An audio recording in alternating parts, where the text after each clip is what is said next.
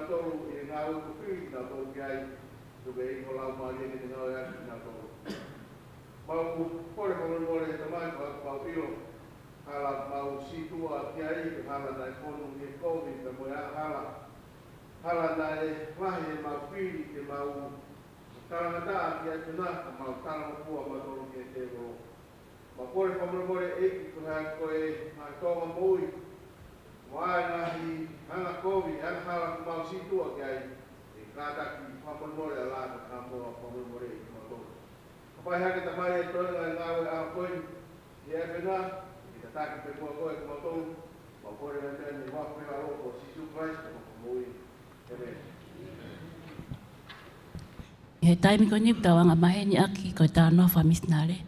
Ka ko taha pēr tau ngāwe, o i ngāk whia ke o mai hao ngongo, me he onua ko ni Australia ai au ngāwe me ai re tā te vita afo, ko korea ka te koe ke mea mai ki mwani.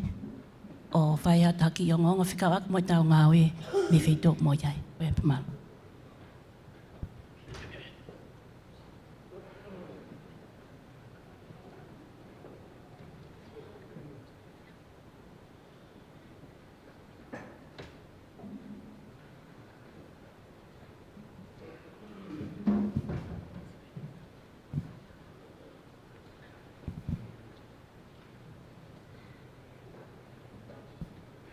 Sai ko ke fia he whakamari ko ni. Ke maa ki ongo whakaakpa moe ngā wei Brisbane. Pea nā kei ke wamanaki te u au whai atau ngongo. Ka koe ulo aki i pe, mo ilfo koe mau ngā wei Brisbane. Ko mau takalotu Uriti Willow. Pea o tokoni ki ai a Sailos. Ko Uriti whoki nei i he ni pia Uriti. Pea mo ilo nei ngā ka Uriti he hawe henta te whito ke tawhake pāwhainta. Pea pehe ke tawhake o kautara vau. Pea ngā pito ngā ke Uriti hono a mahe ni koe i he pekono tauke i he tawhaki take ngai pot ngā we. Ki hono tataki ko ia mau ki kai ngā lotu. Koe mau tauhi pā ngā whoka ko angata ko Tony Reha.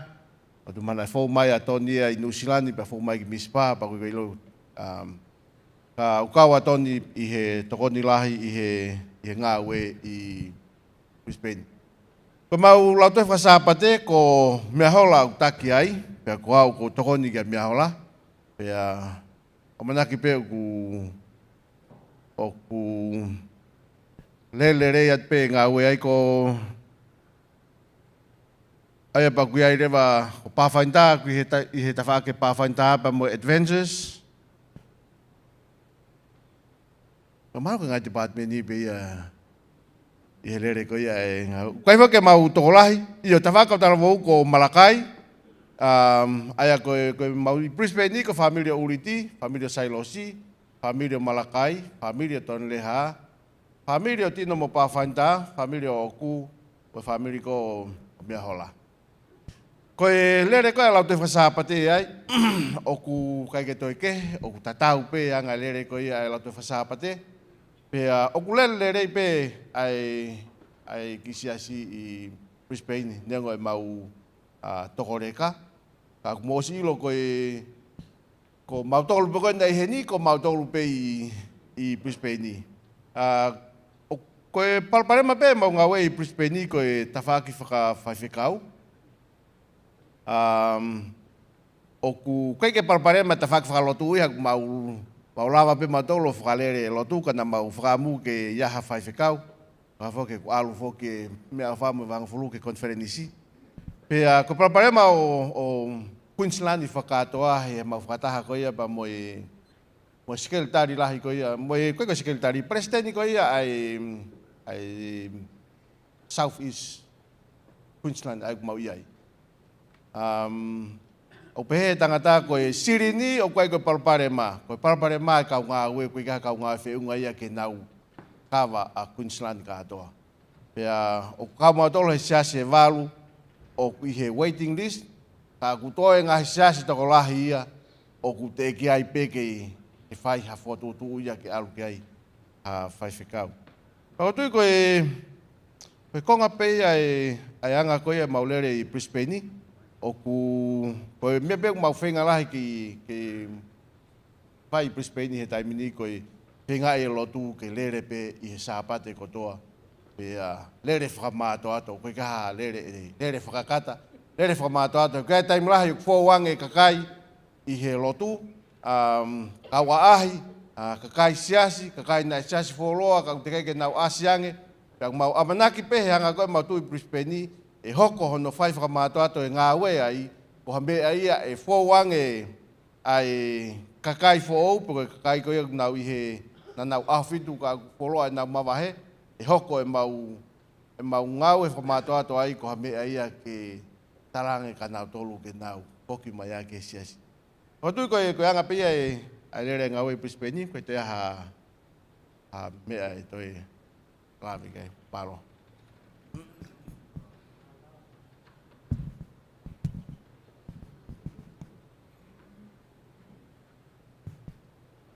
Koe taimigoni. Koe taimigoni o ku tau whakaukau pe ke tau whanongo ki he kau hiwa ma wahe bongbongini. Mo ilo, koe kau hiwa koe ni kalasi ua. Kau hiwa koe ni na e mate ia he ulang takai. Pea i kai ke ngatai. Hangi hangi ia ka nau tolu koe mate koe lavea koe man whekai. Loe nau hau koe ni, mo i koe ni. Whakai li fia, koe ai tau whakaufa ofa. Na muhanga o hiki ai hiwa i ata. Koe ni, o usio. E hanga he kalasiwa, o mai ha hiwa le rei, e whakafofonga i aki e tau pasapate pongpongi ni. Koe ia i kalasiwa, whakawhi ato mukau hiwa. Mo umea mai ki muani, o pia behe. Koe ai.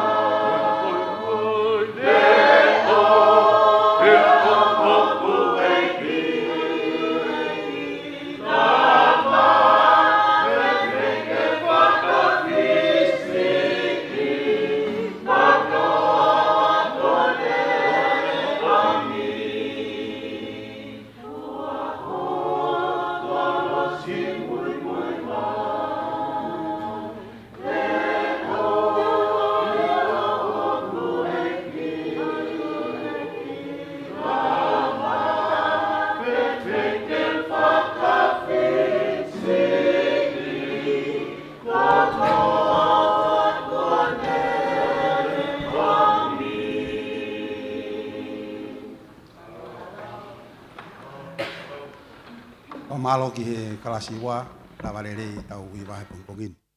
Ako tu yo ku yo live mai pe konga mo kalasi me uta. Na na whakau kau kai ke lava mo hui. Ako e maari e koe pongpongini. Ahi pulu ko na teka o ku hapo i mai. Ko no maari e pongpongini. Kai kau foi taka. Koe asi ko aloma he pongpongini ko ne maari e ahi. Kai ke tau lava tolo malanga katoa. Ako e malanga maari e tahahi. Pamalo atu kalasiwa. Ufa mafana ke te awe taki. Moilo e taimu te taki a hapo tungawe. Kono liat koe pasia te pulu. Kono maari no hapo mai pi te ke tokari. Pamalo atu kalasiwa. Wako hiva he pule lulu na koe ako hiva. O hingi e patongi a pungpung. Pamalo atu taimi.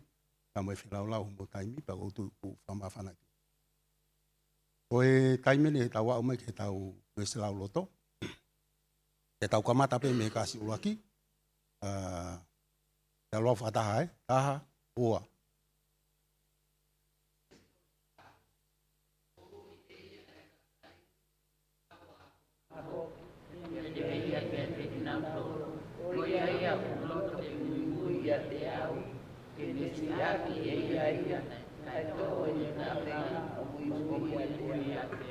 Ai malo, la whataha mai pe ua mo tolu, ua tolu.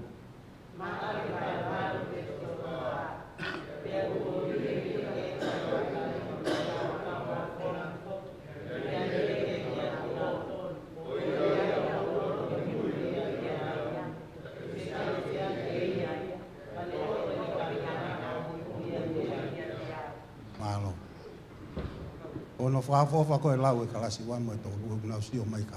O sio ka ka ye pe. Kama pe ta untu no pe la lo mu sasi. O tu go bi ka au te ke sio mai pe ka ko malo.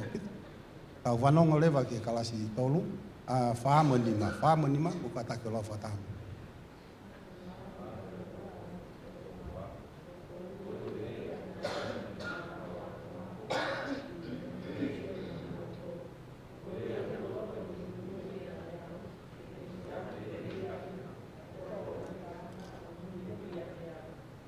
Halo, kaje utalat pena musio mai kai.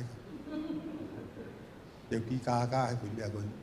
Ane ngoya famalo at moto ko to pena ko tau dis ni kono mau inga ko tau dis ni ke la palu to.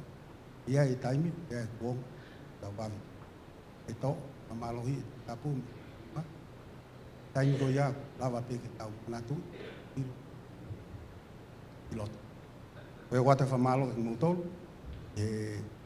ako e tau le soni malo.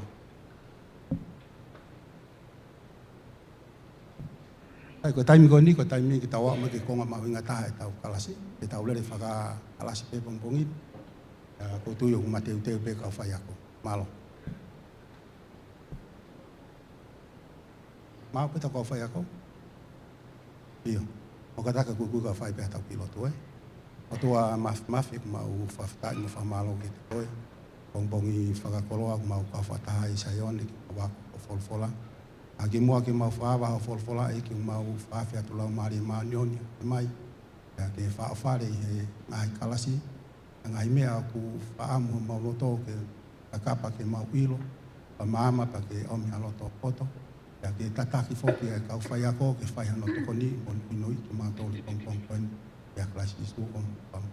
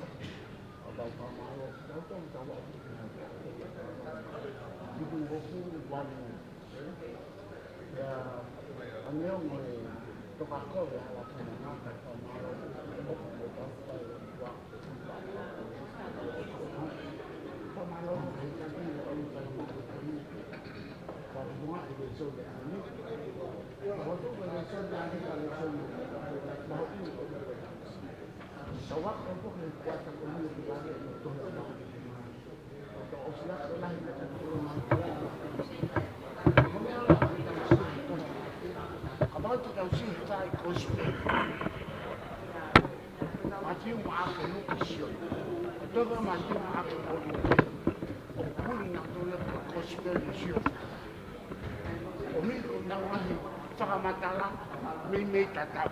Ia kona hi talanoa koe ko kano kamata. Tō talanoa ko te mati mōmolu. O sione pe ke ospe.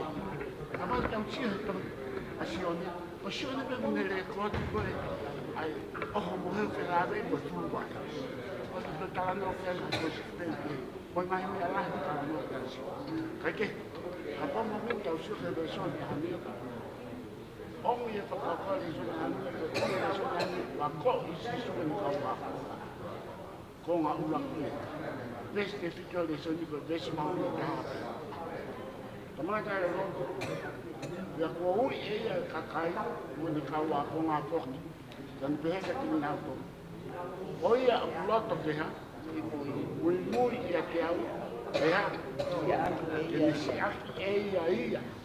Kane toa ni kawenga o mui mui e te. Ko lea kone kawenga e he papaparangi koe kolosi. Toa koe tua kolosi o mui mui e te. Pate tau naku pe ta whakakau ki he te whito le soni. O vesi mahami ka pia le soni. Tamai si sukolo. Koi a kuloto ke mui mui e te au. Mea. Mea ua ki ke ha. Si aki. Ia. Te hana wa, tene toa ni ka wana aha, i muia. Wai hane a uko siaki. Siaki ia.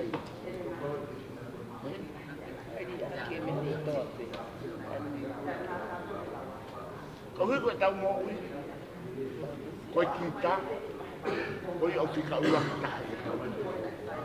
Ai ka foi, ka ia hata loto ke mui mui e sisu. Ko tia ua ki si a ia kita.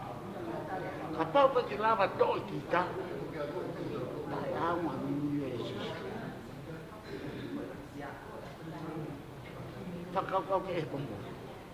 Ka koe sisu ni ka wako. Ka wako na, a kumoloto ke mui mui e kia. I aki, tau aki. O whakakau maho ina pera le sone ha. Laki to'o kita. Ka lawa ki te mui a sisi. Ka hona wata ma tātoro. Pua ha. Pua tōru si. E ha. Mui a te au. Whairea mui no me au wahui. O hao me fi. Hao e mui. Fe tātore ha. Tau hapi mui a sisi. Tau dere tātore mui a sisi. O ha. Tau dere mui a tau. O le sen hapi ma pere makau e. Ni ake ki tā. Mui a sisi. O hapi mui.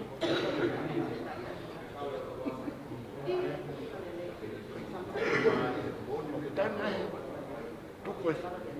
Tuko a sisi ua muni pe ngā lohe. A tau lere mu a tau. Whakakua maho ina pe ale sone. O pau te tau mui mui. Mo ui o tuatatau ka moe. Mo tina ngau. Mo tau eki. Ko mea e ui ko mui mui. Whaki tau hao ke tau alu tatau ka mui. Pe te tau alu mui. Hao mui mui. Hao mui mui. O tangari whakakata pe tau katari. O taimila, tau mere mua ta tūru e sisi. I ofa. Taha mea mahu ina tau hau he. Oi. Nā whai ho tau. Oi, e me. Ua nā whai ho tau noto. Ka tau whai whina ngaro. Oi.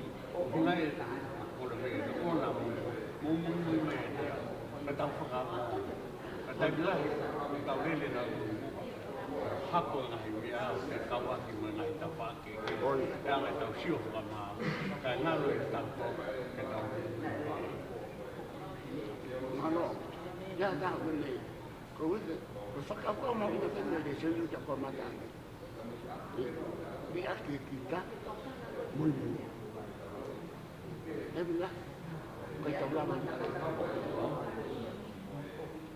nabang mana kau siapa pun kau siapa. Kau lo.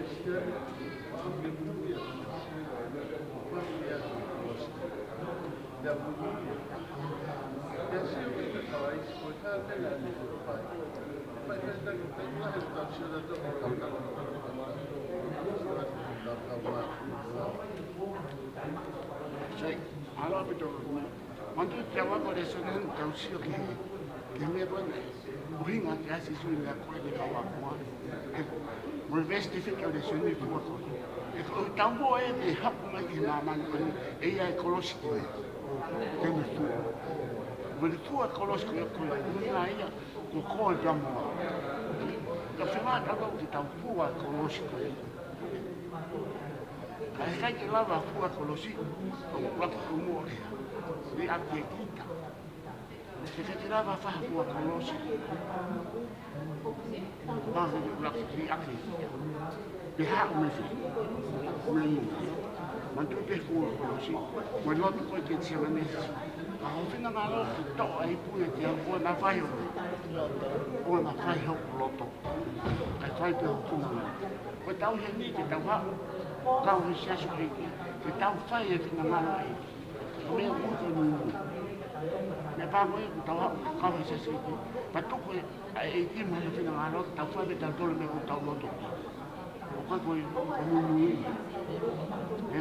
tá na demo tá todo e assim olha que fa ka ka mau ina isso aí tá foco alo que tu fa ka ka tá para não isso isso tá na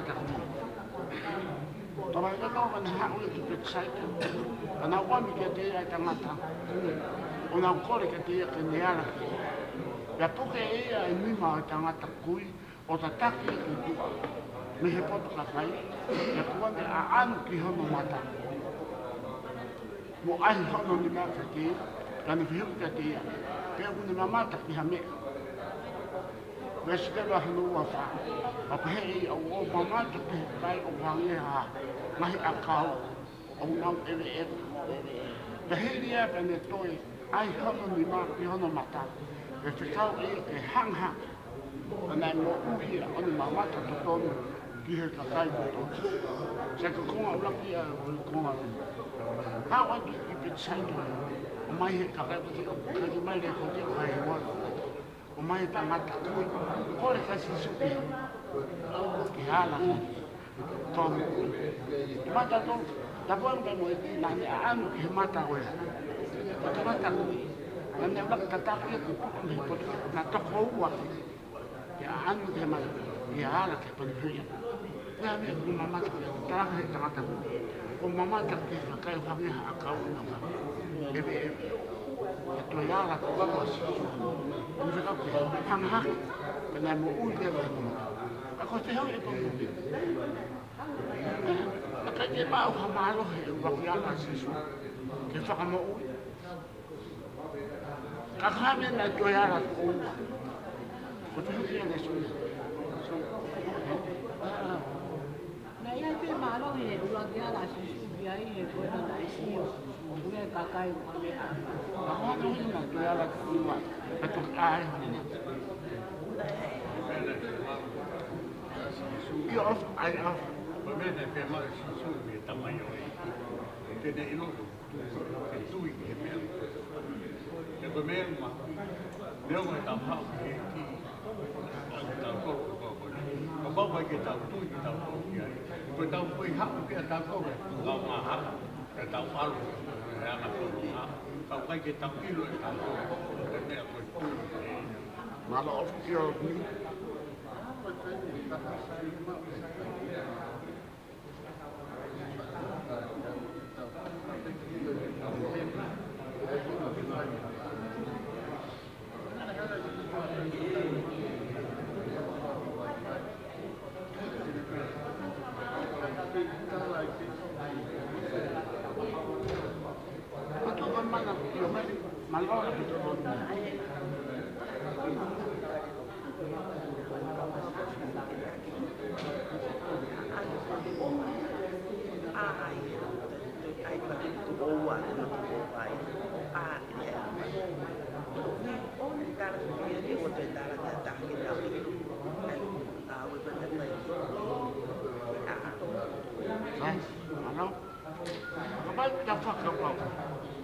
Mana tu dah pesi syukur ngai mana tu. Mana apa ke faham. Aku ngawa ke sisu ini ko kali ka sisu ke ko sisu ko. Tapi time mau ke sisu ke itu. Tuang dai kita wa ko hade son. Ini ngai mana ni. Kita wa ko ha potong mama kita mau itu mama. Itu mah time. Ni ang ben ya wa ke mau kita. Sono. A mia tausione. Perché ma ora lo sta hai e mo qui. Ya ora. Oi. Cái cái tàu đó, còn tàu xe đó có cái phao tàu, cái tàu đó có phao cái kia đó là, ai là cái phao đấy, có hai cái này phao, cái gì xí số. Firma pasisu, sama yang itu. Kaya. Masa kau mau mana? Kau lalu kau siapa? Nak tuan berkata apa ini ulah. Tetap orang dia berfirman bahawa sisu kita lalu kita buat dia. Kami kami tak nak apa. Ini anu khidmat kita. Kawan kami jatuh. Terhibat kita.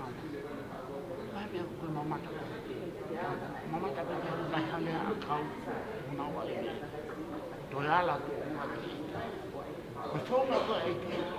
Firma orang kita buat, guna kita tui. Tuan ni hatain kita tui jadi. Okey kita ingat. Kini hak dia orang yang faham mui. Mak tahu tu.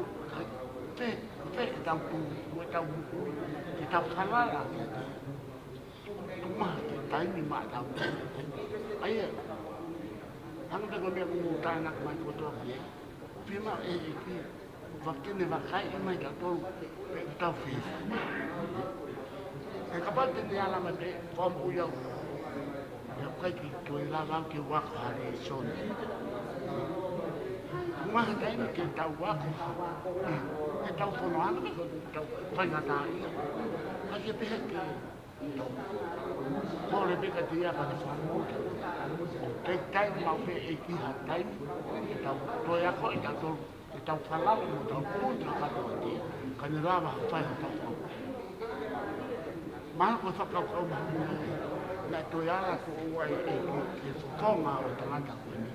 Dia itu siapa taman dan itu dia. Siapa tu tu dia. Ai không cái phía trong đó là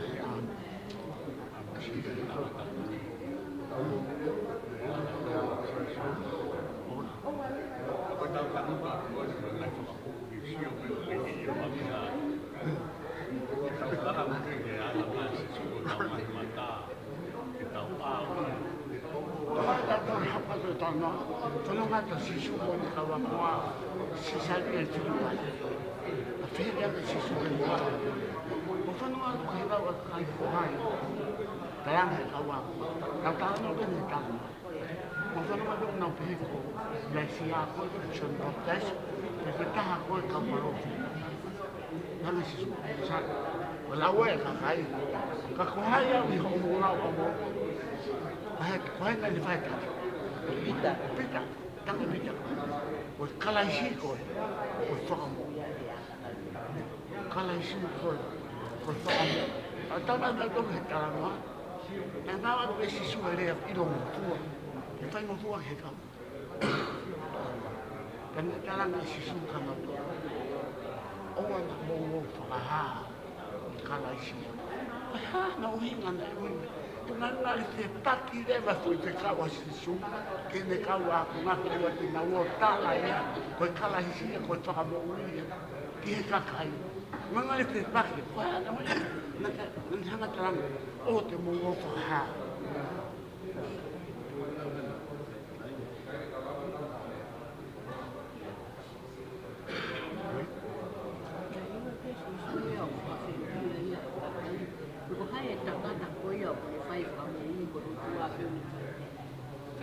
Uhinga tanga si su.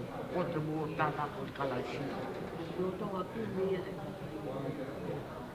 Ana ui ngangasa me taranga si su. O te mo alo tala au.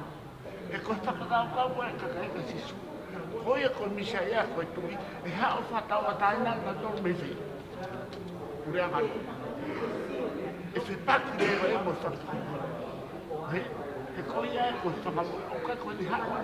E whakatau a taina e si tēne me. Mō kura kapuata ki urea nganoma. A kai whakatau a taina e si tēne mea. Mea ngāra. Oda ui mana karanga i sisu. O te mō tāla ko kalaisi. Ngai ngari whepaki te wembo e ngongo na ui. A kuia e uhi, a whio he i kemea. Whakaukau e kakai. A hako mai e whakamo I kalaisi. Koia tine whataua taina na tu. Me na whapuate te purangalo. A koe ne tau mua mo ne parani. O hea uia ke whataua taina i sirei mo I kakai. Mehe a mahara. Quando o inga, hoko mai, quando cala assim, o quando ina ia, eu mais a pá, o real me faltava estar na economia, me vou sair agora. Sai a monte, de a dar na coisa, da roupa de pensamento.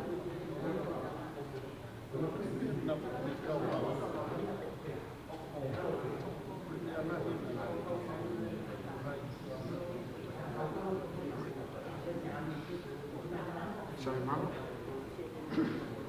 Ah, mano, que foi a minha copa, o teu pai, e muito assim. Sai. Se revesse, mas vai valer o estudar de novo. Para não assim. A camada foi aí que não tô. A cada que estou chamada, a minha lá. E se a filha é matua, o cauta vai sair, o cauta vai sair. E tá mate e a filha a retore. Todo. Na idea I lo mafua e si sua rea kuia. Pia aveia e pita ni kamata valoki.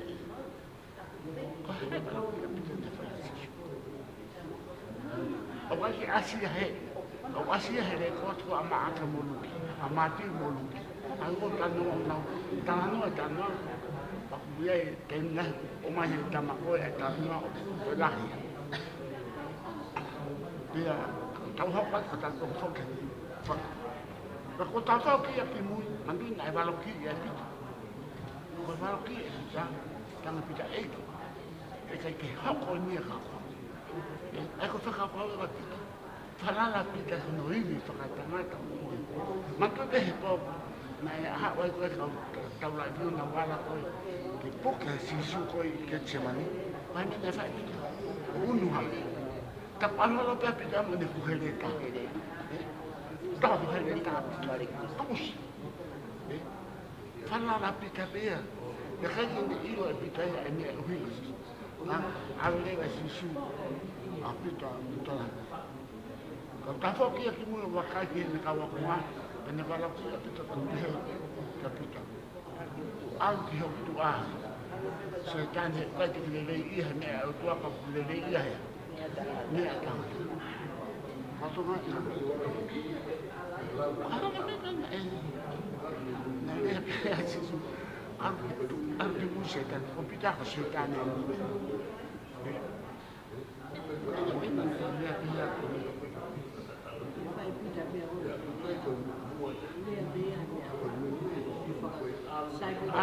Kaba be mas lagi aku kakak. Aku suka lo kakak. Setan arki mui. Alukio tau ke ko pita ku isi suku setan. Ana na kala me suku pita setan de. Kana ko pita. Kai ke hoko me ko na ka. Ai sala la pita ko no mo mo hereta mo. Alukio hoko pa setan. Eu kai ke le ia me a tua ku le ia me ata. Ana ui na kala me setan. Io la puni.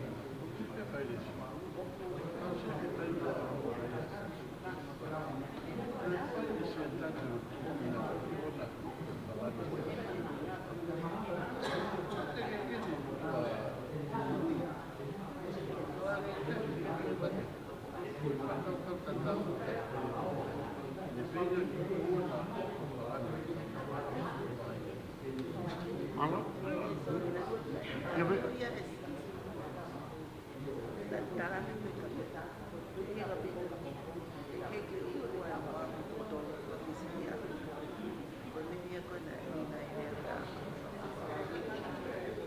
Halo?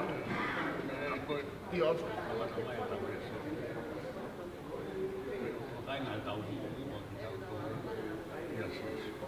Komena orika ana ora ana ai lo matangata ai e mo mu ai ko ye lo te paki mo ko bi ko ye no lo ko la ta ka na no ai na pe a Halo. Apa tu tahu sih hele sih nanti kita nak hal sih saya dia free pai. Na udah ko sih ko ya. Misaya ko ya. Ko ta kamo ui asisu. Na o sih ni ka wa ko sih ko ta kamo. Ko pita engalang.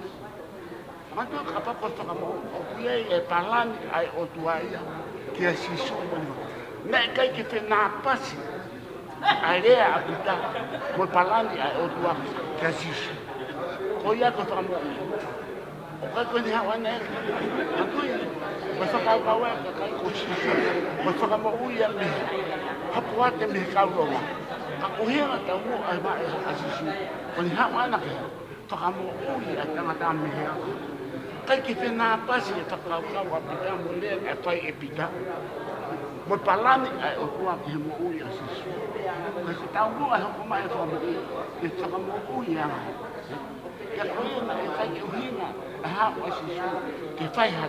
Doch hele ta mo ngai me pe ko ha wana ko pa ko ya ta e fe pa ke ko ha ta ngata mo ngai ta ngata ta ma te o sa to ba ko tu la me tu mo je mo ma o ke ke ho ko me pe ta la la pi ta ko ma le te na pas e to ka ka o pi da mo e hinga pas ta ma e su su ba tu e ta ma te ya Aku hatang ada, os hatol. Itu. Kalau nak kang bida, sakit kita hok kami be. Temlah fepak kita fakau, berpalang ya. Mesti nangal. Oh tetap hak dah tu macam fakau. Boleh tahu ayat tua.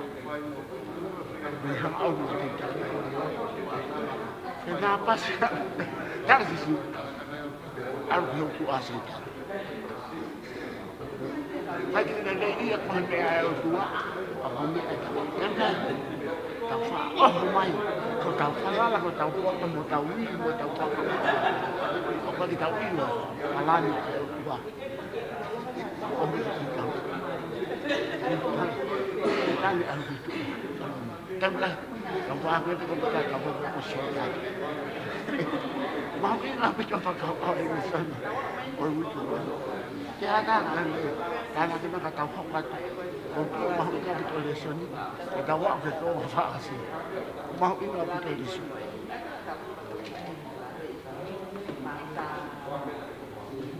Ya, apa tu kau ini di sini? Ya, mesti ada. Dan apa itu dia apa? Kau yang behaya kau tahu tu, itu buah hawa jasa. Ya, leang ini apa itu kau tahu? Komo ni okto mo hawa ila sia fatun kan ni to. Ya hane koyo ko to. I ko ha o tanga e ka ta ko to ni ane la. Ya manukia. Ko di talang ni de. huri ka pāpuma pehe au tamata kui o mua hao e dana si io e to mua hao e laisi whatontono mea ai a puhinga si su kano ia ko te kumho ki he lea kasi tanga si washi hao e laisi ai a puhinga ia si su o laisi a puya o shen baptaisi e hao ia e heanga mo maalohi e laisi ke whakatonu tono hala e me hoko ai a po laisi a ia o puhinga ai o si hoko mai laisi e nau tāna te ia e pehe si su ia pehe ia e whātakto i he koha tau tāna i ala e manu o hange peko o laisi sona ai koe whakampau o i laisi a ia koe te uhinga ui ei laisi o si hoko ia whakampau kia na ka hoka i he tuka sai aha pura nuru ko hai i toko taha mahu inga te ako te hui neu mahu inga te temi tana na wala taki kapa neu na e mo e kia i mama hat e kia kai whai atu ka tama a ko mai mo ia na pehe he whakamatala e leko tu a nau whaka kihi nau to a nau whaka kihi nau to kai nau ina to o se awhia pehe e kia mea o nau whaka kihi ke tama na waka ki kapa ni mui na whihui e na moko i he whale na whihui e ngai sisu wale me na mo whakakikiha iha na tama tau tōna na whakalango ki na nau whakakikihi i hala pe ko hai o lahi haka na nopo hoi ko o na iui e toko hupu maawa o te eka tūna ka pau o ko hori ha tangata te mua mua e ha e ki mua ia te ki mua tō kotoa mo tamai o eke o mui o lak sio ke whakapau ko ni whaki he kohe ulahi ko mo ua sia sia o hai o mawinga ta ko mea koni ko posisi ko lakang ke mo i kinga sia sia hao ni a whakawang beki hako e chane hao ke a ko i ei tau tonu e tau hao kawe sasoi koe ki tau hao ke hini ko lakang tau hao ke hini ke iki ke whai ho na pina koe o ua e kau o laka waka e ko hei ulahi tangi sisu a ku te hao mo koe lahi te ke mua mua alu ki whe alu ki mui ka te hao mo koe koe tamai o eki tamai o eki o whakangongo e hene eki e wia ene so teina sisu ke a koe ene ka wako mahe to onga mo ui to tonu o koe mo au koe a kohonga sisu te ma ke a koe tau tonu sei pe tau tonu ku tau matu o to o tau ilo a koe se ase tanga sisu ka kue pie mo mua hau me mui ia ke hapa koe tamai o eki ma ui toka tamai o eki tamai o eki koe li whaisi ana roto whakangongo pe ke mo eki ka toki tamai o eki e neo kai kehe au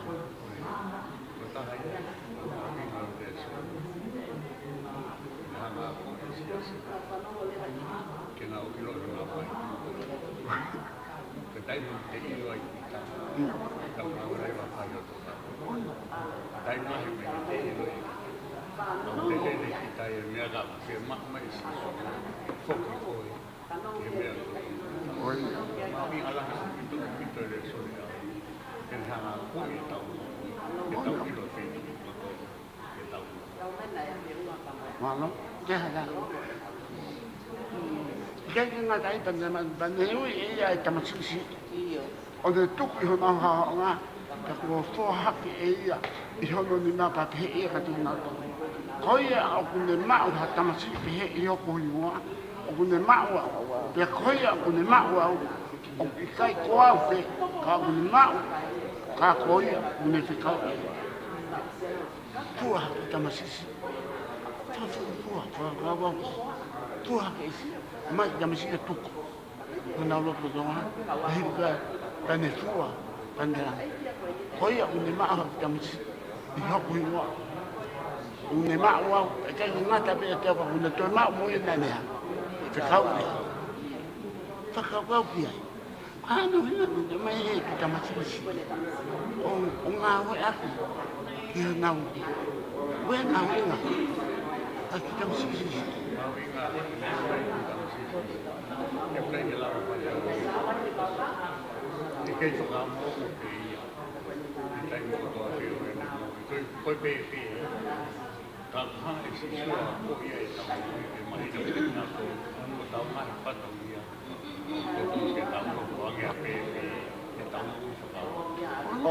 Malom.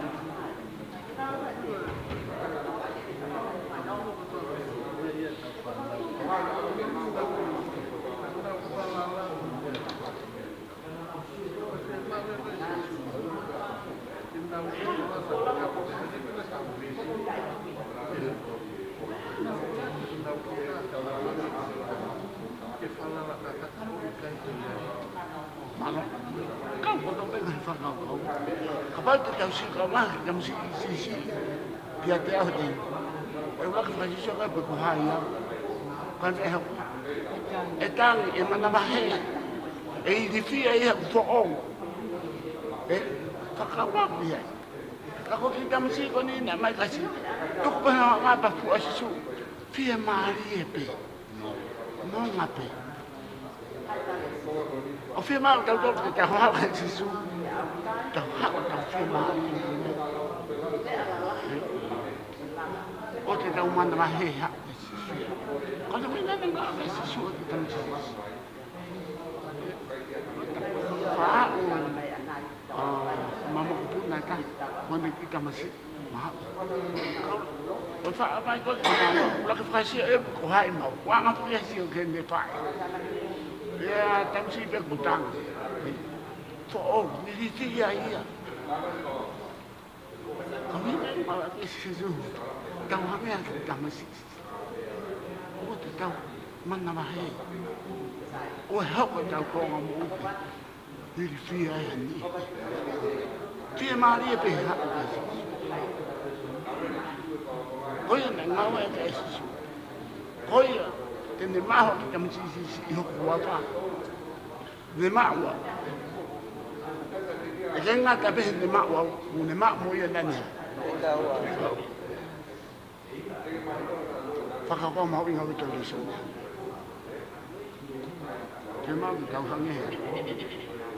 Kita macam hak. Saya nak kaya mengahi tangan kodok mai. Allah.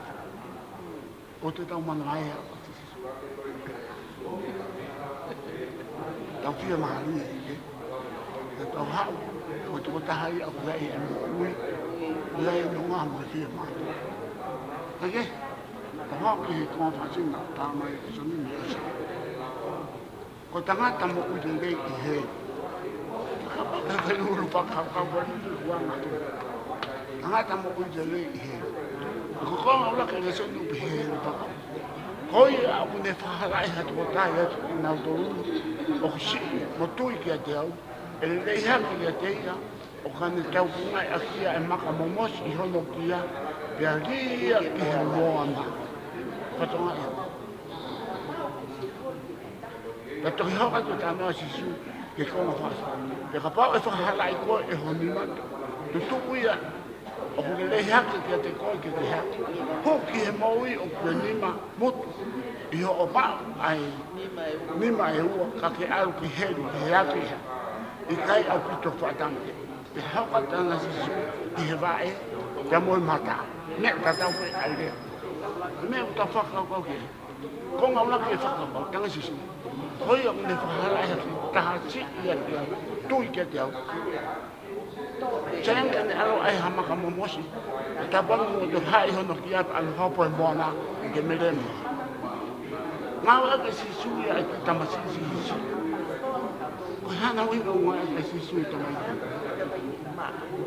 do toma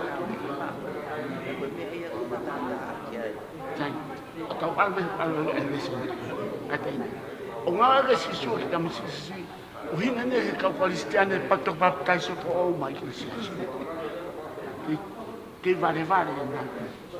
Ke tau nga tonga na. Ka mga tonga ka kai to ki ha ni.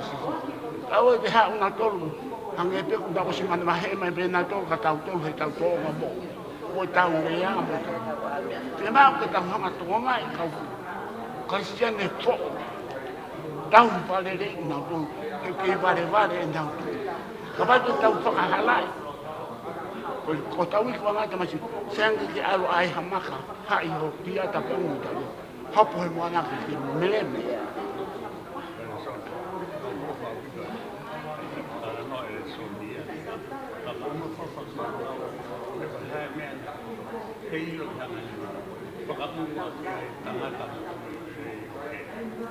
Oh, te kuhuna te tapu ya me, te konfansi me sena. Pwede kuhuna ka. Laki, te utoa kongo ina tawa aku de, tawa lewa ke kongo ya faati na asu mai lesa, aten. Kasi su, ka pala iko hunima, sengi, tuusi. Sengi ke huni mamutu, huni maua, kai ave ko o tamate paua i atu i oha. O heri e kai tō mati. Sirai, whakakau here asi sukatala whananansi. O mahu inga te ki tau tōru, ke whakamana wahe mawha, ki kape i ho tau mata, o tu usi ho tau nima, o tu usi ho tau wae. Au tana no asi su, ai mahu inga mandui. Ngari le sai lange whaka, o kuori ange ho tau nima a tau tōru ho tau matama.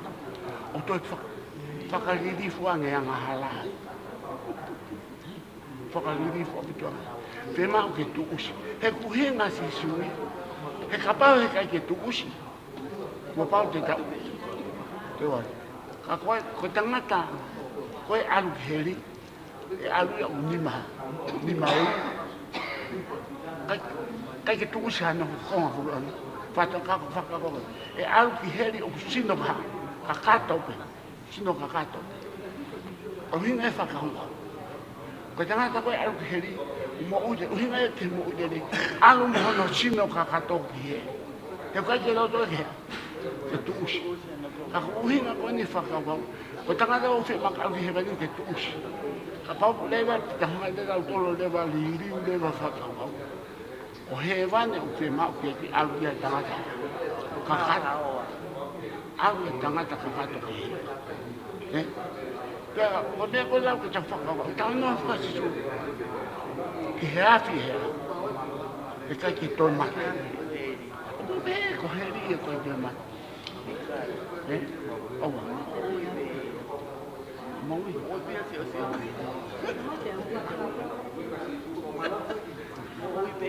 O tau noa whakawesi, ki he afi he kai tō maki. Pe whakaau hai, pe kai maahu ana o nau. Na uanga. Uanga. Ka lau e nasa. Ai au. E kai ke to e osi. E tutututu ai pe.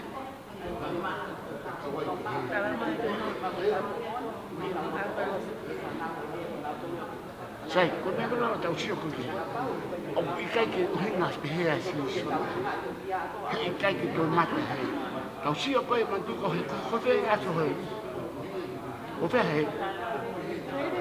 O hele o se tau taha whe, ka rifo me rangi, koe atu ia hei. O hina pefo i rea hei ria koe atu, mau. Au katu ia hawhi tu ia koe hei. E tu. O hina pefo i atu whakaaua hei. Koe atu i koe whakaaua hei, o se tau taha whe. A rifo me rangi atu.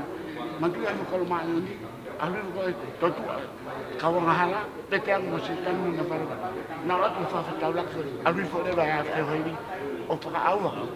Koe a whewhairi ke ne whakaaua te wolo mo ang hala, whakaaua mo whakamani ang hala koe ni, te whotu wai a Jerusalem a fo, a rifo ko manu ni.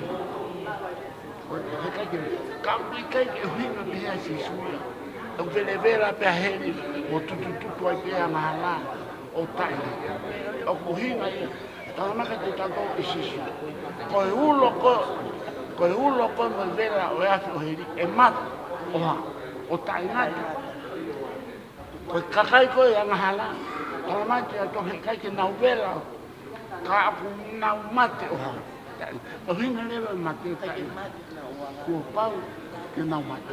Ka koe ke hina ia, koe tutu ai pe o tainata. O kake o tua e o tua ka. Whakamamahi pe. A kuhinga pe. Ko mea leo ka tau sio ko i he whakaukau urua ki o mahuinga pitu. Aku whaharai koe ho mata, moho ni ma, tu usi. Sanga ke hung, ni mamutu ki he langi, haua na amore me te koe mi.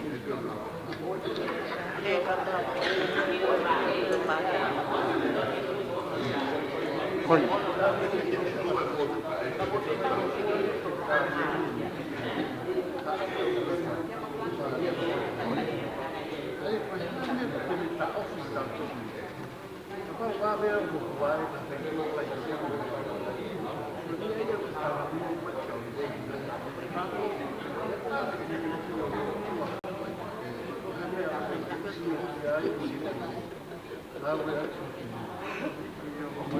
Hanga whakarelation o mata o whakapona. E koe hana ang ake tangatake. Ma a mamana. Ka moro. Koe hai mea te ka whitka. Te tonga atu holo. Koe mama di kone. Ki mau ina ang pila mani. Katonga hai ka taba ina kato. A wholo.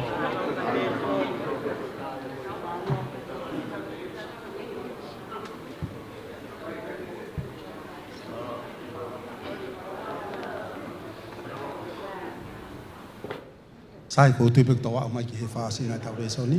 Pa malo la he kau fai ako. Pa ofa pita tau resoni he bongbongini. Pa ko tu yo no e tai mi ha ka. Ko ya wata fa malo la. Ko e wiki ka hau. Ko e wiki foki ka kai. Ne pa ma ngai pa ma manla. Ya te kai ke fetu tak me taki pe ka me hoko ka ko e wiki ka hau. To tong ke tau reson fa ta hai. Ko ku ke apa u loto mafana ka kai fifine ke nau to pe sabat kau te tok mai no pe me taki te ke mafita ane ngo ya kuat fa malo lah ya to apito hela ba tau le soni pongpongin ya ko taimen ke tau me ofa ya ko ko na e hoko aho pe hoko au nga pe ka ko tau hi me ofa to aki o family ko taimien te tau fa fele va ki kalaswa e na o mai hahiva e tapuni ake tau late fasapate malo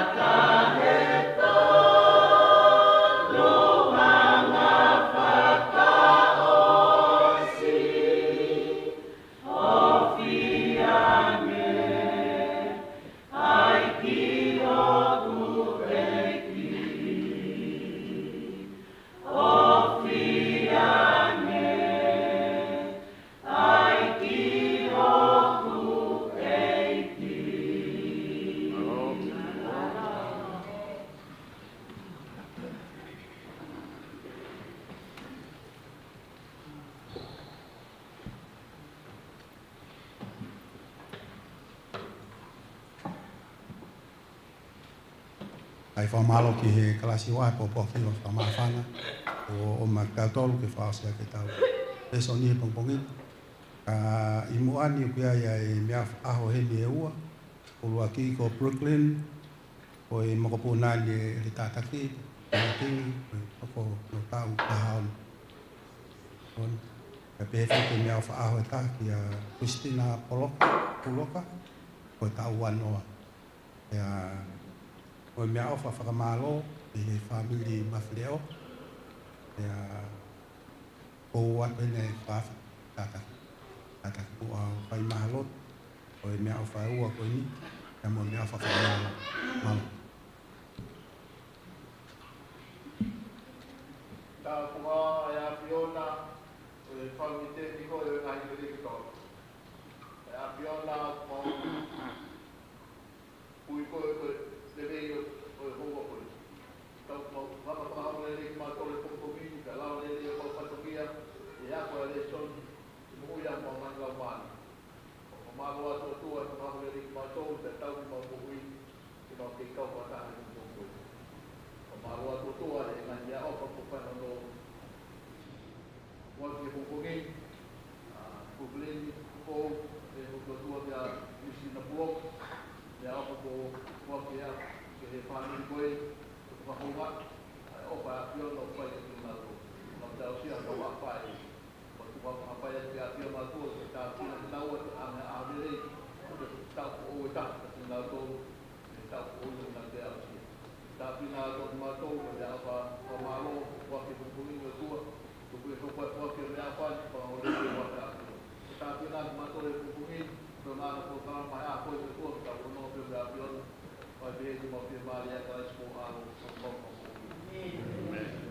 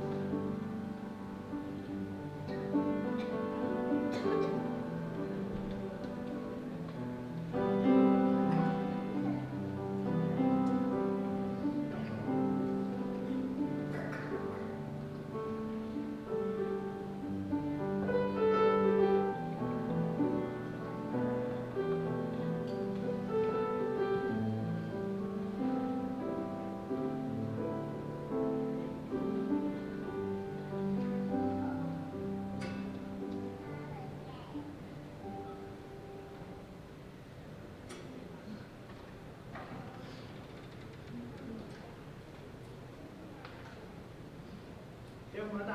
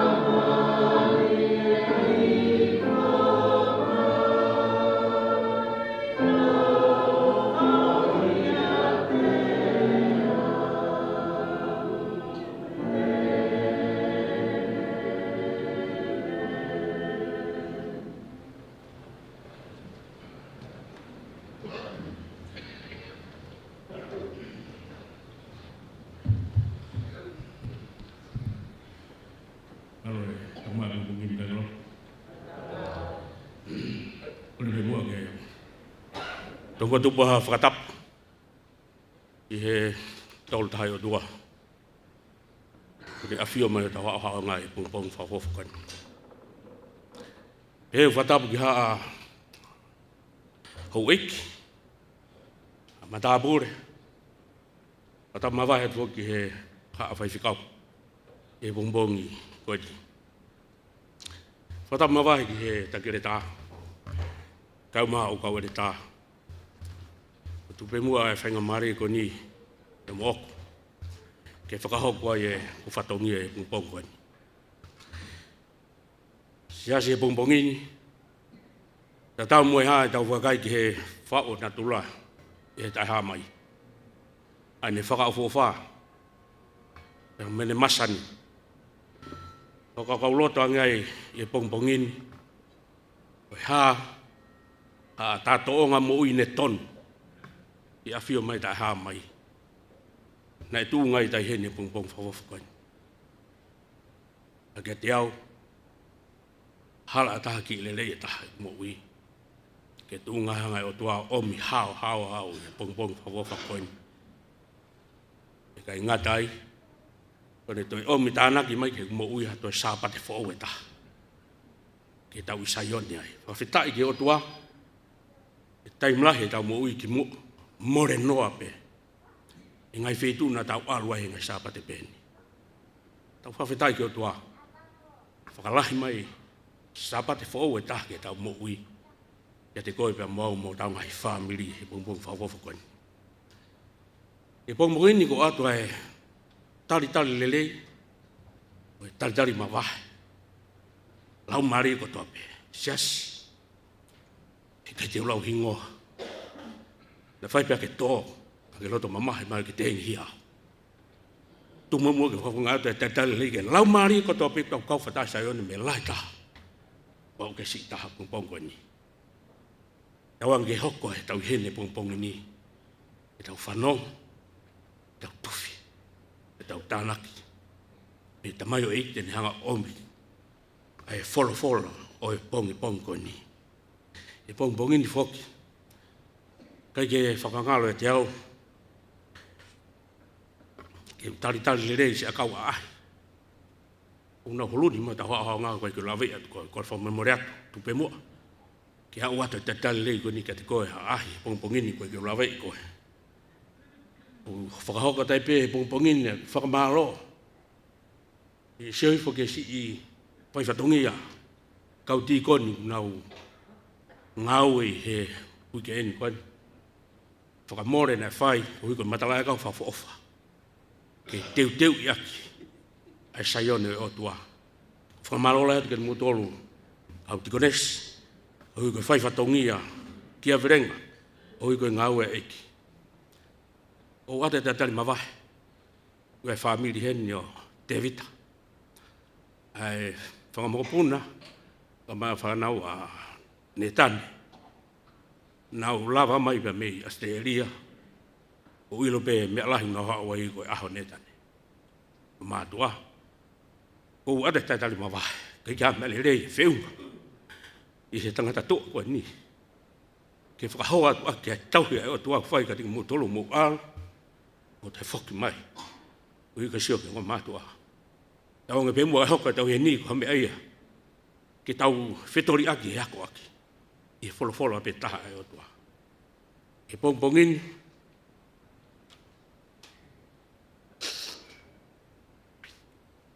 Tumua ke ao te taitali lei o pongpongini.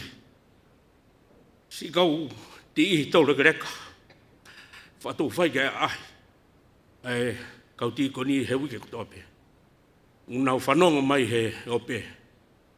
Ki he malanga pongpongoni. Whia o atu e taitale rei ka ti mō tolu. Ti kau tuke reka. Tolu ke reka he whituku tau pēngu mo wiai mo ngai api te taha. Tawanga pe mua ke hanga o tua whakainas whakataha ki mō tomo ki mau tolu sai o ne he pungpungini. E whanongo. Ki he whawhola mao nuna o tua. E tau whanongo ke ai. I he pungpungoni. Pe whoki e sias. Ku whia o atu e taitale rei mo e. Tatai maa whanane ngo ki tau maa tāi tau kau tala wau heti. Ke whituku nau iai. ke tau lava al tau talat pe tau ofa kia o ka ding na tol i na whanonga mai pe kai pe na polo kalama tau nga pe hanga tua ta pekina ki mo tolo fitu mo ai ke hoko polo kalama mu alu ai o me ke whakalaka i mo ui i ngau e eki i pongbongin ke whangala si kauhiwa o pongbongoni kauhiwa koni o whatongai ke te ai pe ke talat ke nau hiva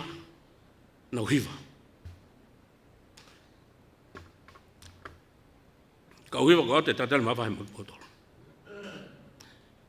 talu hak pa mi tonga ki he ni wa fe mani ma o fatonga si kai fatongia ki kau hiva ko ni wa ko ni ke hon ko fa mu aku ia ke ko le pe ke lau mario eki no fo ia ki mo tol ba fo lo ang ho mo ngai a ho mo ui ui ki hoko pe mo re o ke tala ke lang o tua wa malola he motol ate tatali mava ki motol pongin i ko hiwa mawinga mo te mag tau tolu ke fai ke ngau e ki he pong e fi tatali le tanga malanga pong kon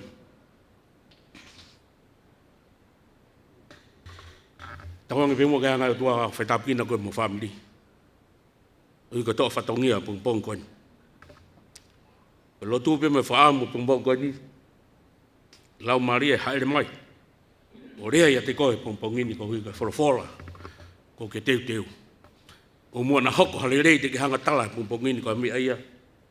E ngalo ia koe o tua. Tupe ke lau Maria ke tataki koe pompongini.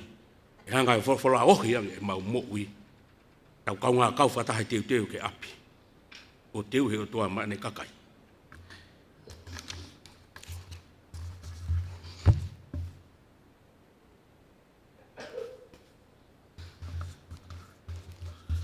Himi ula ke pongbong ini te au maono e himi ate u kore pe e tupe mua ke tataki pe tau mea rea pa tau whangongo mua pe katikiri malo opito Thank you.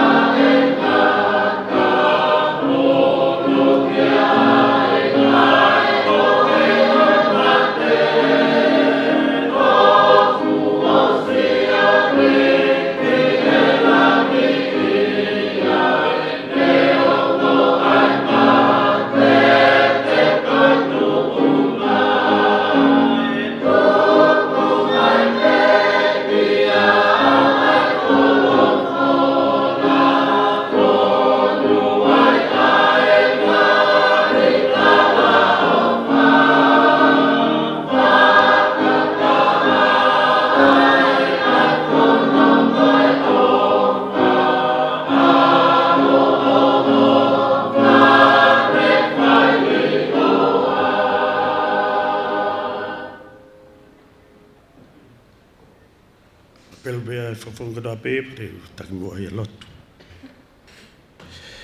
Eiki mafi o alofa. Ma wisai one ato sapa de maone one da. Ko e whatupu ki mātola a whiona. Ma usio ki he tataki mo tau hea a whiona iki. Ma mawa e maanawa e mo ui ki mau te whakataha ma ki saione. Ke whawhetai ki a whiona. Ma lotua atua si ai whaiwhi ka au na whamiri, e fua whatungia koto ape. Taki re tāga mai ka maula kanga koto ape si o tua. Ai ngā ue me whatungia ma mawhau ke hiri ka tingna o tō. Ke tu ke mau tū whakataha, ke mau whakao si o ngā ue. Pai tapu ki nai kautala vau, pe tu nau iai. Whawhokle lei mai ki nau tolu, ke mau tū kau whakataha. Mau lotu aha ahi mau kau isaione. Pai tapu ki nai atua. Ke hoko e mau wahe, ai wholawhola maui a whiona. Ke ofi ai, mau maui ke api kua ke teo teo. Lotu ma wahe pongpongini. Tangata ku ne tu mei mua. Ko e fupia ki mau tolu eiki. E mai ang hala. Ka mo mahani ona. O alo. O wholawhola. Pai tapu ki nai atua. Tunga lea la mare mani o nia te ia. Tunga ma foki ki api. O fon ma hua e mau ipu. I tapu aki. Ai awhia nā atua. Ka wā si asi. Tonga ngai whanonganga whalamari o e au. Pai tapu e kina ki mā tome langina. E wafa beo alo si siuka laisika ko mā whapaui. Amen.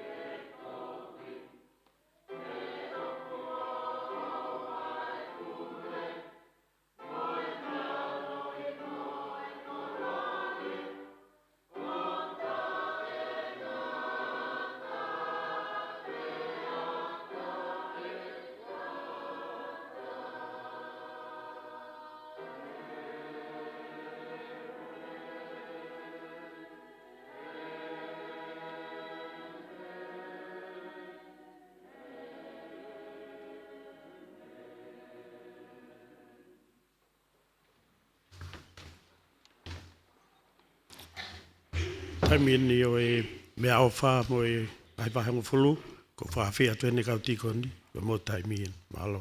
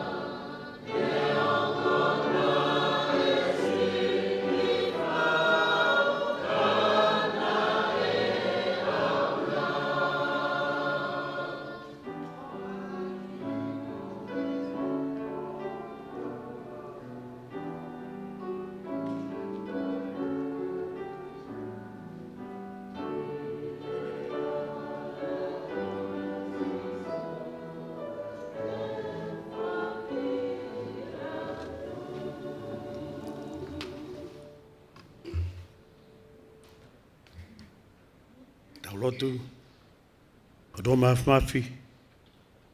I o tūanga koloa e pangpangini whawhoki atu ai, ngai mea ofa. Ngai vai honga fulu, ngai whilau lau. Mau whamalo i koe ngai tapa ko toa pe, e whakoloa ko siasi. Tuma ke hoko e ngahi whilau lau e pangpangini. A maka koloa i gini whaao se ngā wei. Kai whoki mai o ave, mā tō kia. Pai tau pe gini mā tōru. Pangpang koe ni, wa whaalo si ukalaisika mā whamau. Amen.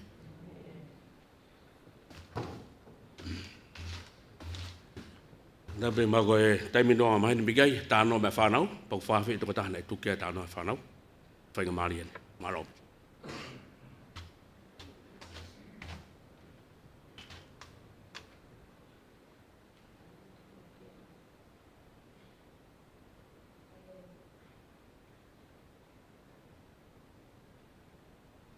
Ka taki whakawhea te whanau ke nau lapa mai ki mua.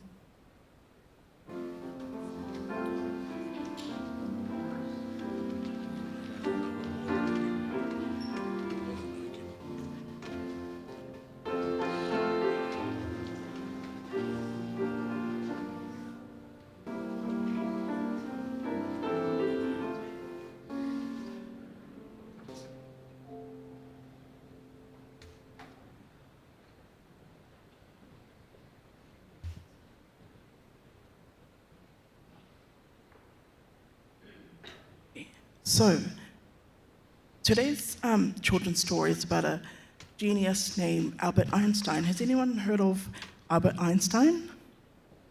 Yeah? Okay. So, Albert Einstein was teaching and he made a mistake. Has anyone made a mistake at school or at home and they've been made fun of? No? Yes? Okay. So, one day Albert Einstein was teaching a class. And wrote on the board, 9 times 1 is 9, 9 times 2 is 18, 9 times 3 is 27. He continued all the way up to 9 times 10. And he put the answer 91. Is that the answer? No. Okay. The class broke out laughing because Einstein made a mistake. The correct answer is 90. Not 91. So the students continued to laugh and started making fun of him. Einstein waited for everyone to be silent and said with a smirk on his face, "Notice how I got 9 problems correct and no one congratulated me. But when I made that one mistake, everyone started laughing and making jokes." This means that if a person is doing the right things, people will only notice the slightest of mistakes when that happens. So today's reminder is that sometimes it's okay when we make mistakes. It's part of the process. Because as Einstein once said, the only person who never makes a mistake is someone who does nothing. So when we make mistakes, do we learn from them or no? Yes? So in Proverbs chapter 28, verse 13, a man who refuses to admit his mistakes can never be successful. But if he confesses and forsakes them, he can get another chance. Okay, so thank you children for coming. You may return to parents.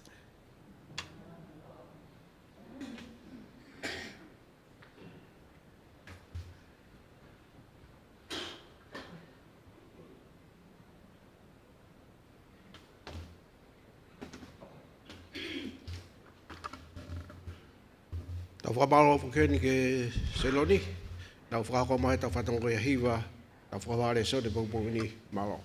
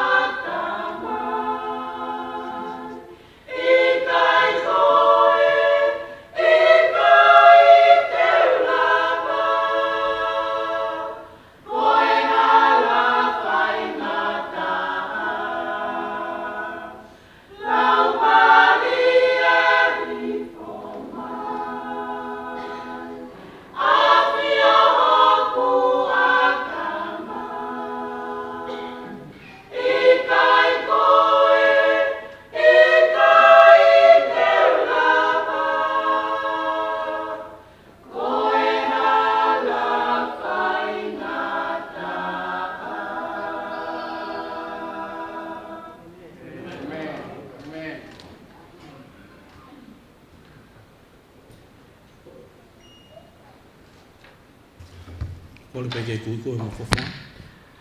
Fa fe la ma le ke ho ko mai. Tua la ma le maf. O ke mau tolu ni ko kaka. Ma fata mai o sapate mahano. Ke feo hi mo afana. Ke mau whanongo ki ho ngahi ako naki mo tutu ne. Mau whawhi o lau maari ke hoko mai no fo ia whakafo tui ki mau tō. Whakamama mau atamai pe tuku ke mau tali ai wholofola ai whiona. Ke koho wholofola ko ia ho mau mo uianga. I he hua whau alo ko Sisu Christ ka ko mau whamoi. Amen. Koe tala whakatapu e ko o sono whai. Pea tuku pe mua ke o whangatuai.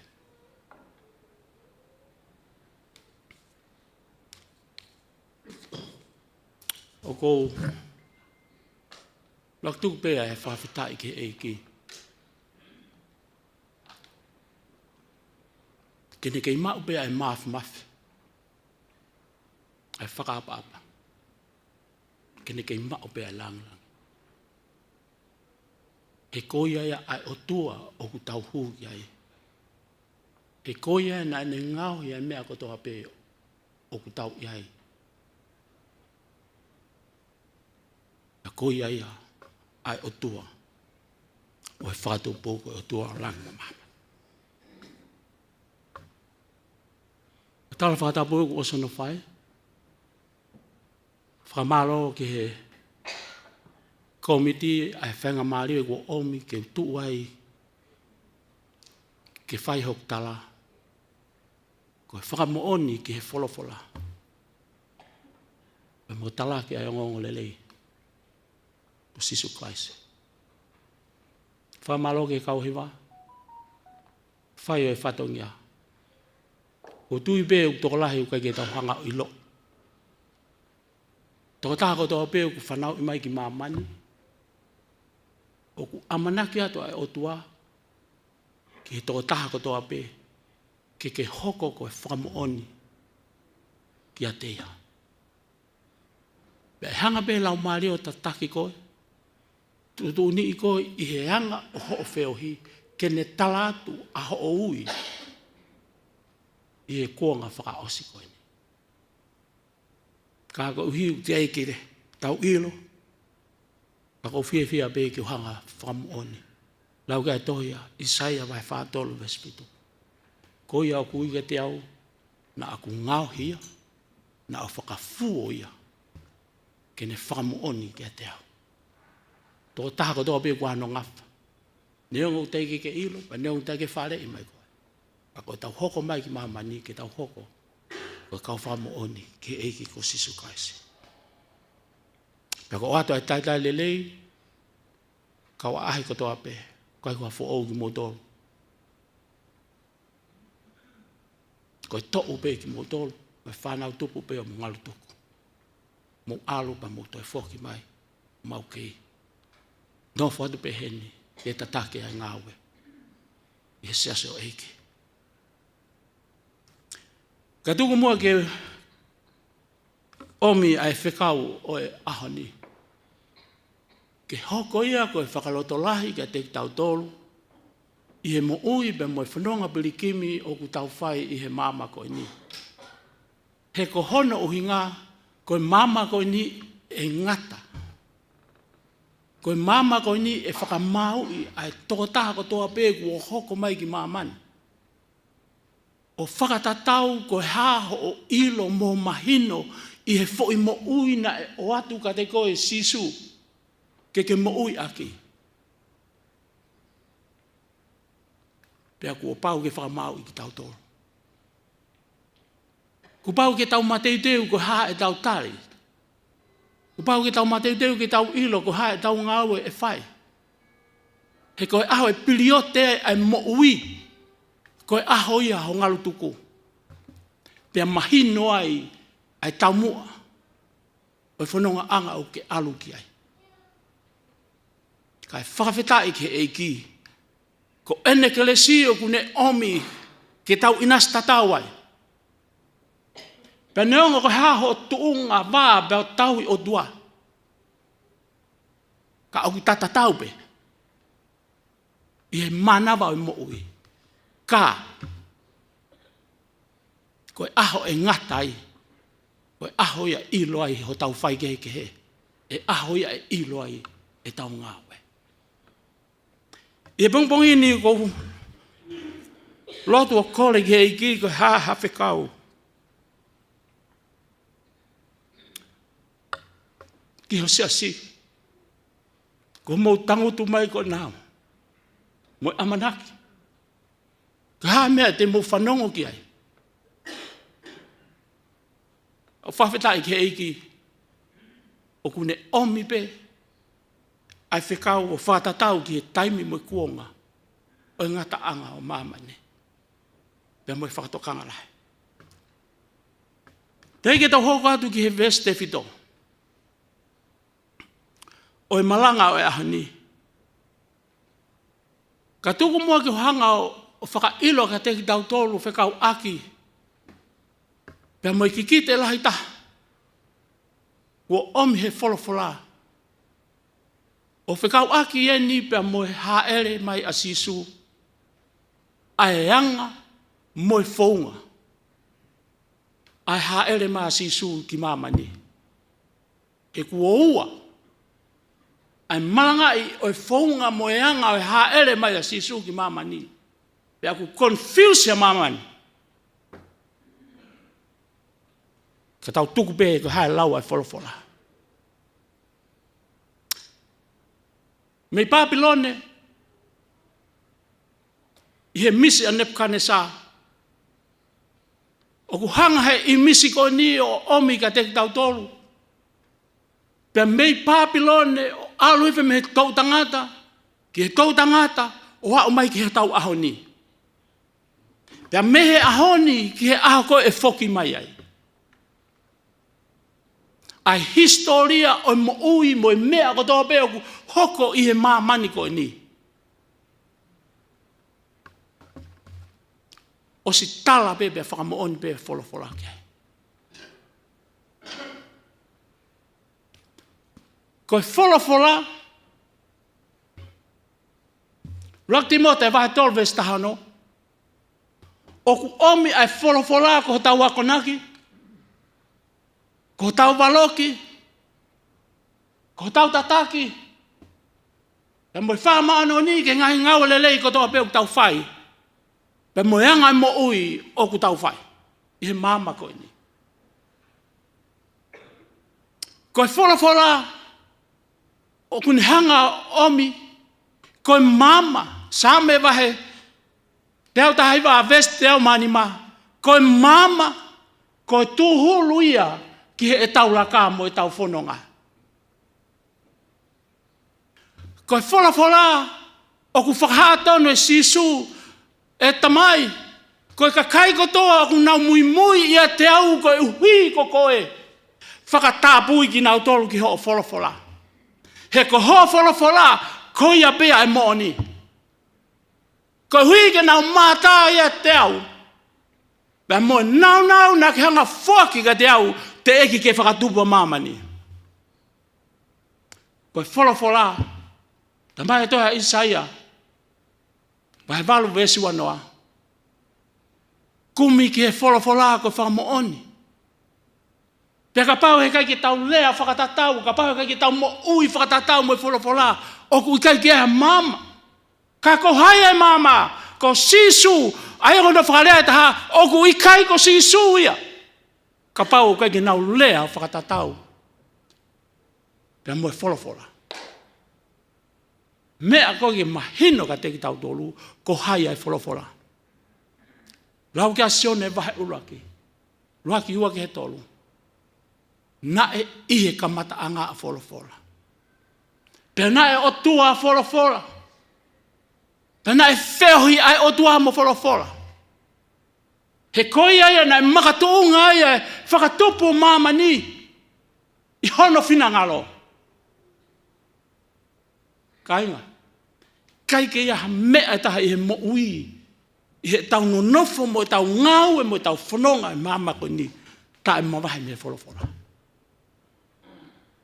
He ka pau e kai e wholawhola. He kai ki tau iloha tau hala whanonga. Ko hae e tau ngau e o ku whai. Ko hae ka venga ho mo ui. Ko e mole. Ko e mate kua pau. Kai whawhetai ki o tua au tau koe maa whainga maari o mo ui. Kene hanga ai o. Omi kia te ki tau tolu ki tau maa whainga maari e. Ki tau whanongo ki ai. Ko hae lau ai wholawhola. I he imisiko ni pa mo e misiko na Nebuchadnezzar. Pena ne sio ki he imisiko ni pa mo ngahi konga kehe o sinou ni hanga whafafonga e ngai pule anga kehe.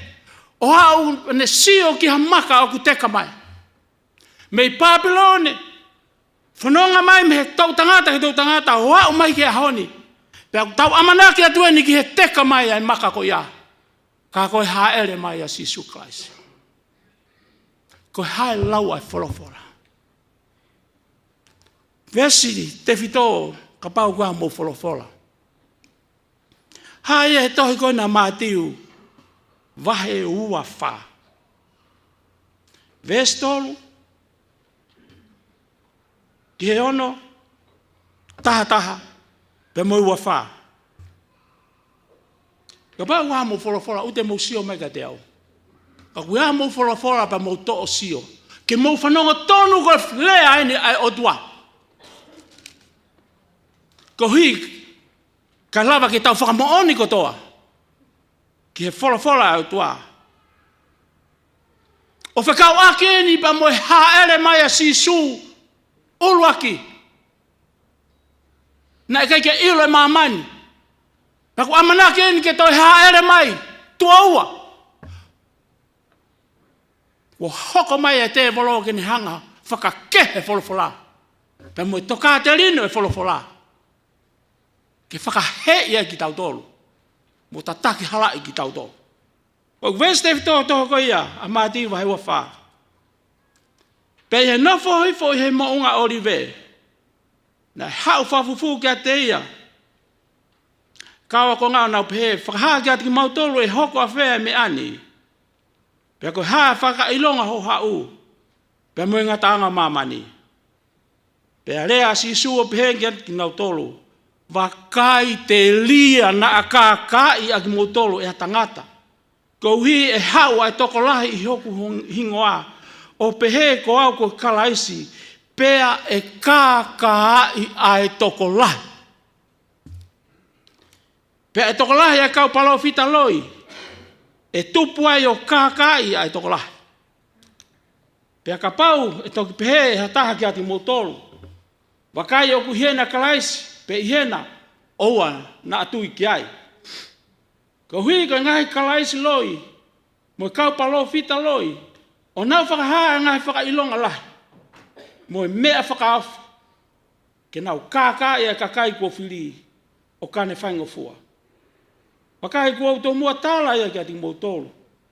Ko ia ka pau te nau pehe ki ati mautolu. Wakai o kui he tō whaa ia. Oua na alu ki ai. Wakai o ki he potulilo. Oua na atui ki ai. E o ku hange. Ko asi mai ai uhila. Mi he potu hahake. Ai ulo. O wau ki he potu lulunga. E pehe foki. Ai hoko mai. Ai foha e tangata. Kainga. Tau amanaki atu ni ke haere makalaisi. Ko me aia o ku tau makehe ai. Pe mea taha. Pe mea toi whehoi anga. Ko uhi. Ko e tau malangai mo whama mawhai. Ai palo fisai. O he foki mai kalaisi. Pe aku tau hanga malangai. Ai amanaki foki mai kalaisi. Whaka mawhai. Pe lah. I mamani katoa. Rotonga nofa Sisu. Ko hinga lea koe na Sisu. O whikau aki koe ni. He taimina haua e kaua ko ngā. Nau ilo wa manaki ke foki a Sisu. Me he osi ene ngā ue mo e wheo na e whai. Pe mono a koi ki nau tolu ke ngā ue koe ni. Na e ke iai pe e loto hoa ai a te ki nau tolu. He kono hingana na mui pe, sio ngā ue pe, I kai ke nau fu whamamafa mo toka ngai, ke na honga mui e hako naki ko toa pea si suna e whai. Pe nau tolo mai ki. Whakai ki nau tolo pe. Pe nau whai e whehui ko ne. Sisu. Ko hae whakailonga. Te mau ilo ai te ke whoki. Ko e mea na e rakitari e sisu ko ene whakatokanga. Ko e nei whailonga uni hanga whakamama whai, ko e whakatokanga ki he kawako ngā. Ke mautokanga I he ngai a whakaosi. E iaia e kau parofita loi, e iaia e kau kalaisa loi, te nau hau I hoku hua wha. Pa te nau hanga o kā I mōtoro, o kane whaingo fua. Ka pau, I he kawenga e ahani, ka pau he kai nau lea whakatatau, mo eku wholofola pe koe whono, oku I kai ke ha mama. Ia teki nau tō. Ko me e koe nei whakamama whai e sisu. Tau whoki ange ki he ene kei pepe. Ko ene aene fua hau. Nai kikita e he kau palo fita. Ha ene whoki mai. Nai whanongo pe kia e kakai. Lot. Nana umau pe e whola tatau mo ki tau tō. Ka e taimi tatau pe. Nai kai ke nau fu tokanga ki ai. Nai maa pe. Pe kai ke ngā tai. Pe koe kawe ngai ni nai malanga I lahi ta. Manuki ta. Ahono talaki. Pamhono kikitai e Isaia. E to e whanau e tama. E he tau po o. Pe whakahingoa ia ko Immanuel. Ko misa ia ko whakamoui ki maa mani hono kotoa. Ka ko taimi ko na e hoko ia kikite. Na e toko lahi pēr ka kai na e muna mea to. Na kai kina hoa na tolo ilo. He ko taimi na e hauai, a hono whakako I e tohi koe aluke. Waheua. Rotonga nofo e kau, tangata tau sipi. Ne whakafoki wha ne ulo ai ha mama. Pe nau wakai hake, pe nau wiri fia. Pe hongo mai, koe tangata tala whikaua e tua koha angelo. Oua te mumana wahe. Koe melino kui mamani. Wo hoko mai ai misa ia. Oku alo I pete lihe mai kolo te vita. Wo whakakakato tohia Isaia. Vai fitu. Pamboe vestafa. Aia kono talakia. Isaia vai fitu vestafa. Mo mea fo peki ai. O kai koe kotoa ai no e palofisai. Vai vesta whau pe, koe a ko sihova pe, tene atu kia te koe e whakailonga. Wakai e tui e tau po ou, pe ai whare e tama, pe a ui hono hua whako Immanuela. Koe ki kite ni na e whai he kau palofita.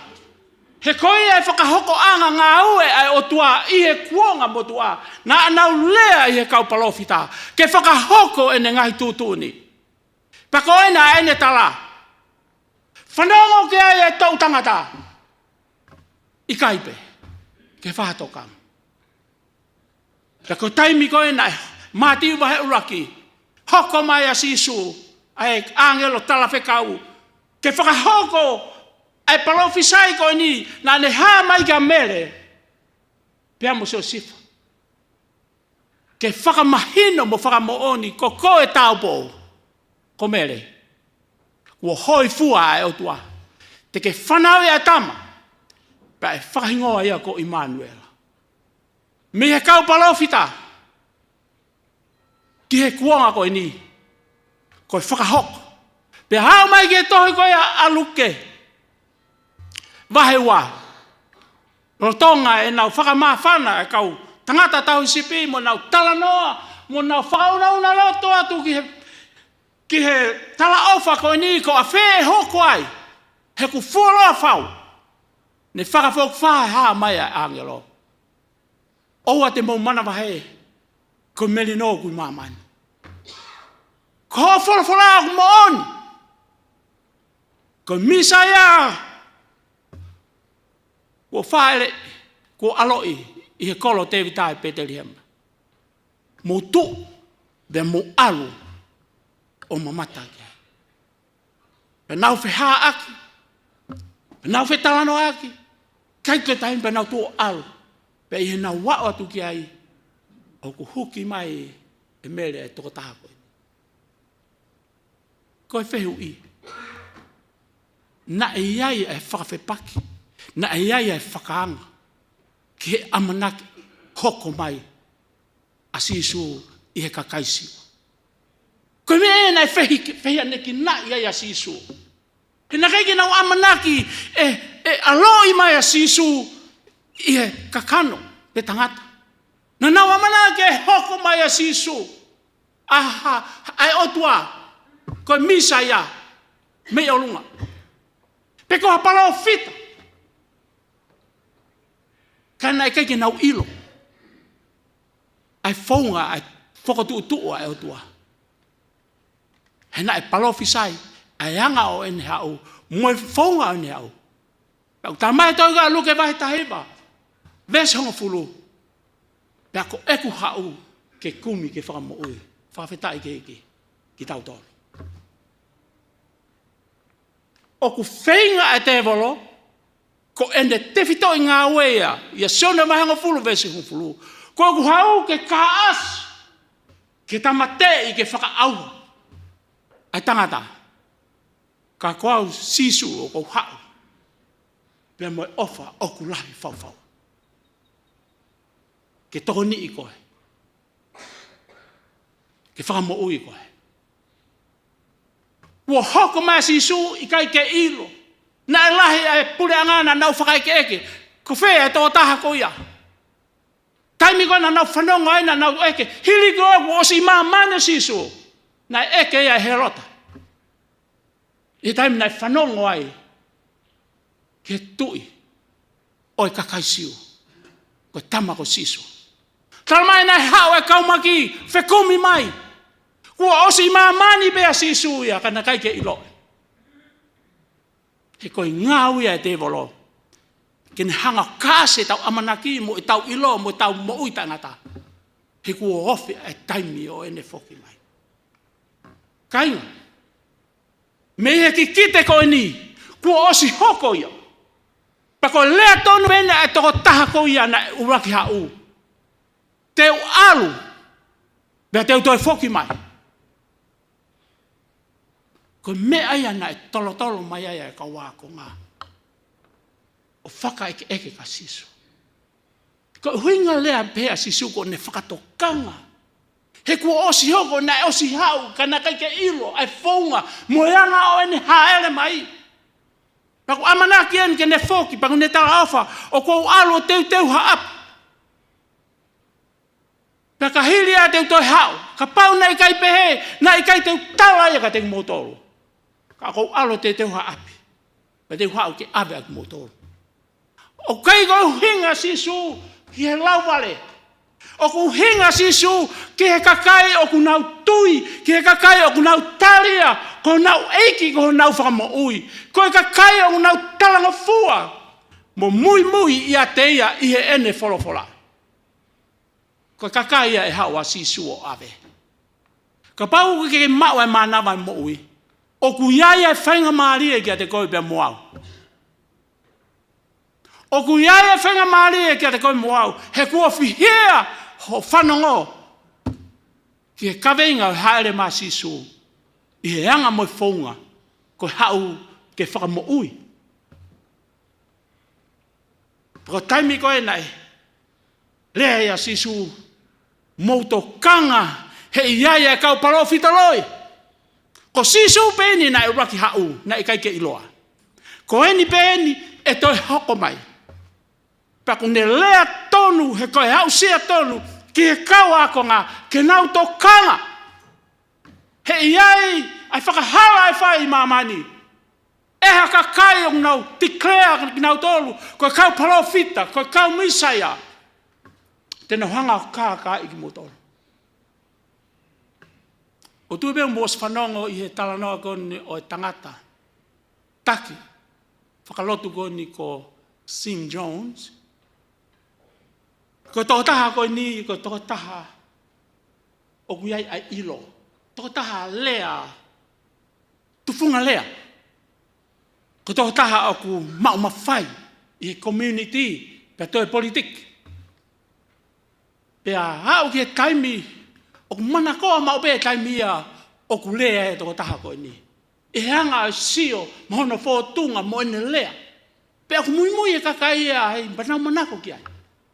O hau pe ka taimi, kone kauai i he AOC, aia koe Assembly of God, o ne hoko ai o malanga pe hoko ai tō taha koe ni, o whakanofo ia ko ha whaiwhekau. Pako tō taha koe ni, lo tonga ne whaiwhekau ko tupulaki. Mo whanonga rea si su mutokanga. Ke tēnau whaia ngai mea whakauwha. Pea tupulaki, a hono mana koa, tupulaki mo ne ilo whakalau maari e, tupulaki ne ilo whakapolotikale. Pen hanga e, pen ai mui ke hafu kakai i he toko tolu awhe tupu. Pen hanga e toko taha koe ni o whakatauha konga whanua. Pen ai ai langa e, pen ai aia ko tempare. Pen ai ne tutuni koe kakai ko toa pēku mui a te au, kua pau ke tau i he whaitu peta. Pea koe tempare koe ni nai mawahe ia, me he anga o inofo, tuu ki uta. Pena e fia ka kai ko ni pena tui pe falala ke to taha ko ni mo ngai lea ko to pena e fai. Pe hau kia taimi o ku wake hake i hono loto. Ai whahinga whakau. Ko to taha ko to pe o ku mui e te au. Te tau nofo taha pe feitu ko ni. Te tau lotu taha pe he ni. O hau kia taimi ku enforce. Pea ka kai. You have no right to be free. Ke hange ko mau whaao, ke mi ko whiupea koe nofo e aho i wako, hao wau. Koe pe ku ke mawahe ku pau ke mau ai ngofua ki ho alu pe ko alu ki whe. O hao ka taimi, ko whakamalohi e kakai. Koe ne rea mau pe ku ne whai ku manako e kakai. O ko mau ai ofa lahi ka te kumoto. Pea ku lio e ku mo ui e ku lelei taha ke hanga toko ni ki mo tolu ke mo mau ha mo ui fia. O whai atu ai wheo hui mo lotu o whai. Pea ne tūtu oni ai ha whei lau ke whai. Whakafou i he sakaraminite. Ka taimi nei hoko e ahako ni na e whai taha kai ngā lotu. Pa taimi nei hoko e ahako ni ko nau aho whei lau. Ko mea na e te teu ke whai ak sakaraminite ku osi whakaponai. Ka e hataha mate. Ko mate ko ako ne tukupā ene mo ui. O hange ko pekia asisu. Ako mea na au kiai. Whanau, wau ki kakailala. Nau hau o kau. Ako mena helpo. Na e mate ai fu kakai tola. Na e kakai na e hau. Na e kakai na e mate ai. Kou hui koe, whei lau. Koe ni, koe tau neki. Koe hano inga. Na e whakatokanga a sisu. He koe toko taha koe ni. E hene mau ai fuma whai mo ilo me poto ni. Na ne ti krea e kono si asi. Ko au koe misaia. Ka koe hui koe kai ke nau lau ai wholofola. Ka koe hui koe nau whakawhalala pe ke tangata. Kai ke nau ilo. Ai tu unde ai wholofola. Me whakatokanga a sisu. Ke mauto kanga ia e kau misai aloi, e kau Christ loi, e kau palofita loi. Te nau whai e ngai mea whakaofo. Pa ten hanga tataki ki mauto luai. Pa te nau kaka i mauto. Ko mea nai hoko. Kainga.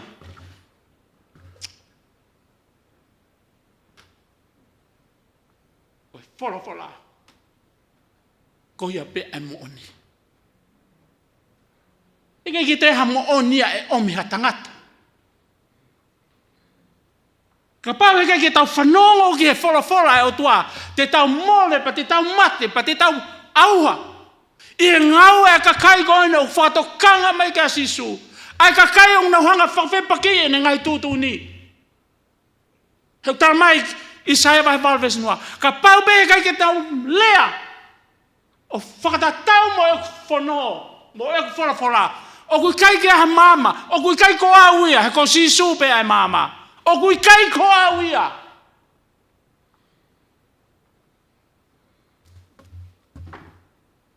Aho e taha tau hango fulu. Na umawahe ni hini. Na aku iha. Whihui anga. Na omi kia te au e whalala anga. Ki hanga toka ngai e whihui koe ni. Ka toki ome a whaiwhikau. Koe mahu hau, koe hau e whamili. Hau pe me ngai siasi keke. O mau mai whakotu e siasi koe ni. Koe ki siasi fo au. Na hiuko Emmanuel Revival Church New Zealand. Pe whai e mawaka tohi tapu e he. Pule koe ni. O ka anga. Ana ne anga ui au. Tuka longa.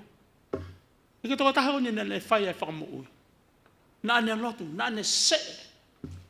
Paka mena e mana koa e mo aluke. Ne pehe mega te hau pomau.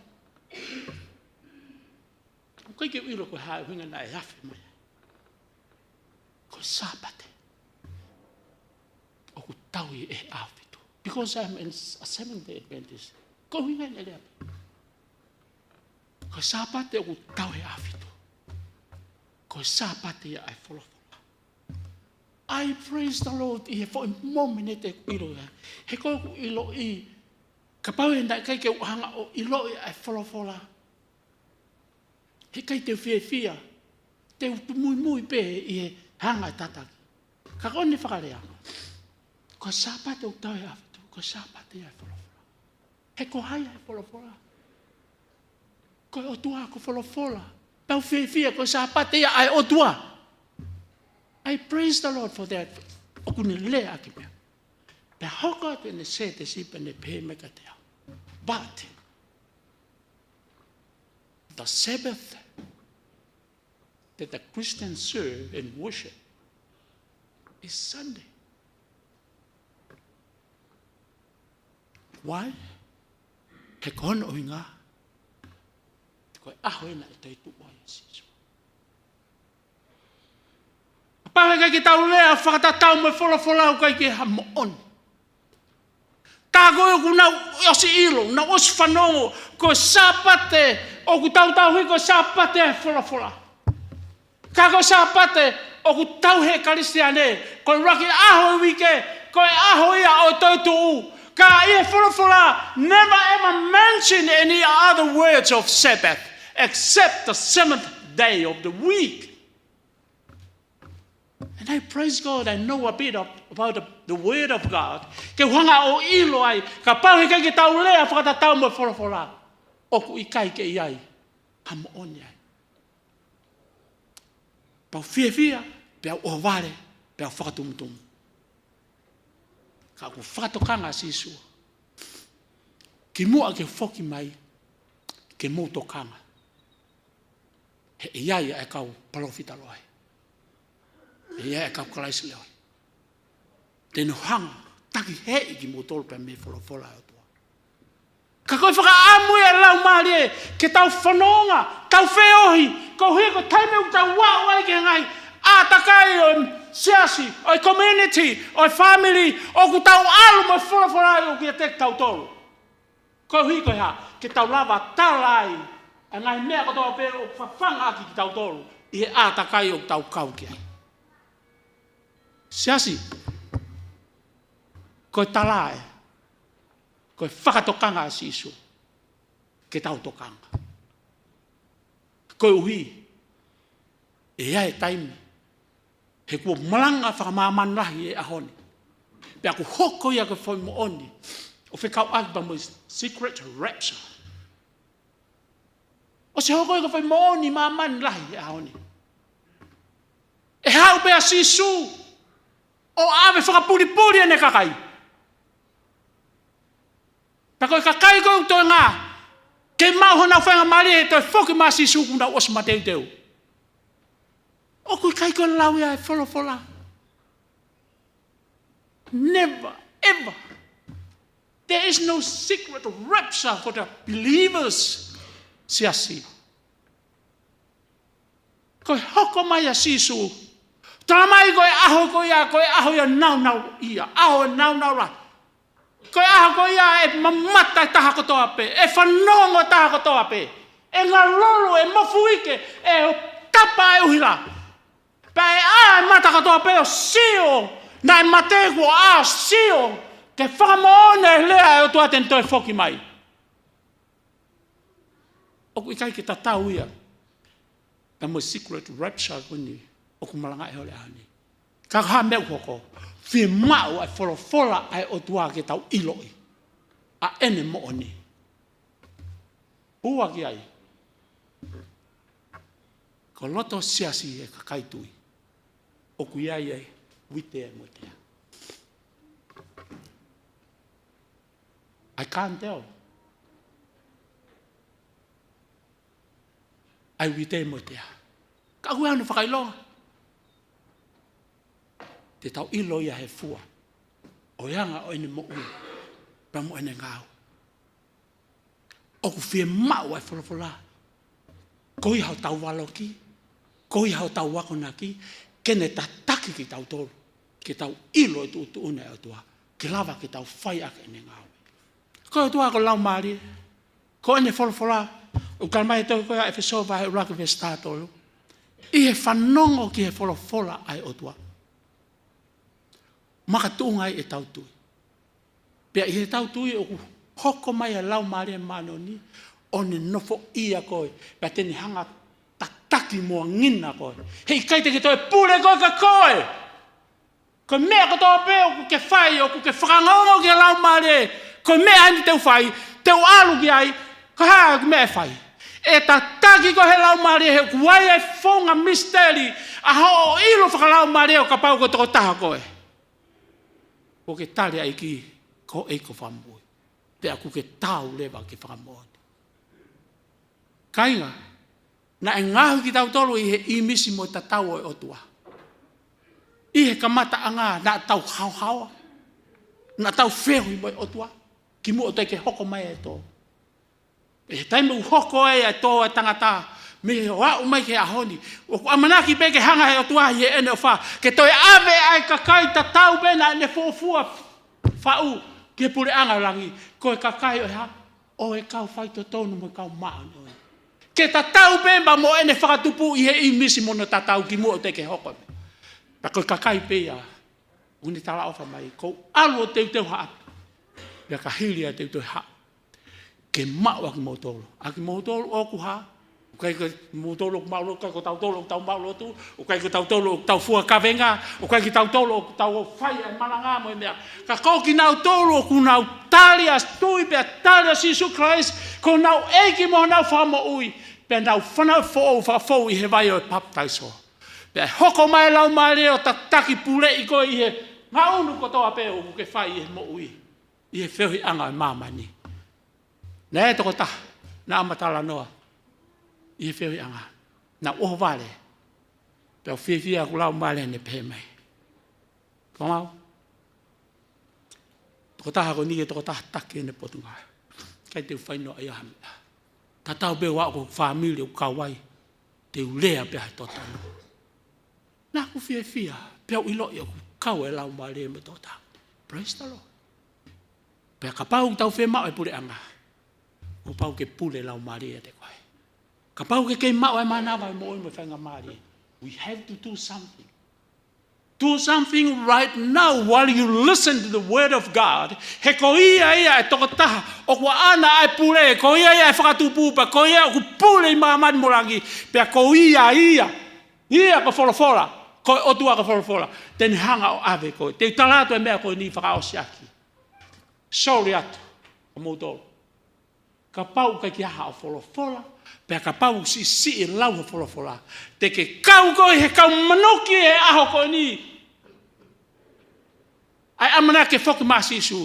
Te ke hoko koe whakatupu mau i mamani. Pea te kalatu maoni pea ka te tautole e haoni. Hei kai pe ke ha amana ki e ta. Ke te tautole puranga o tua. O ka pau o kui kai ke tau whehu mo egi ko Sisu Kraisi. Whakafou ne wholofola. Ka tau tuhe a honi, pa tau whewa kai aki, ko hai wahane toi tapu. Kai wau ki whakamau.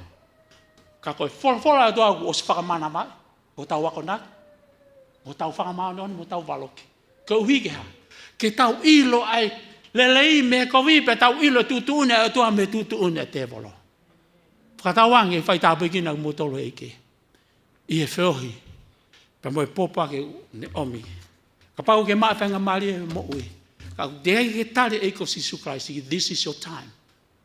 He kai te grava kalo mea he kuke es whanongo mai koe ke wholofola e tua. Kuke es whanongo koe, kuke whihia koe whanongo. Ka koe ahoni, lo tonga tau ke mai whenga mari e. Do something. Tale, wawha e ko Sisu Kraisi, pai tabe kina i moto. Heiki, amen.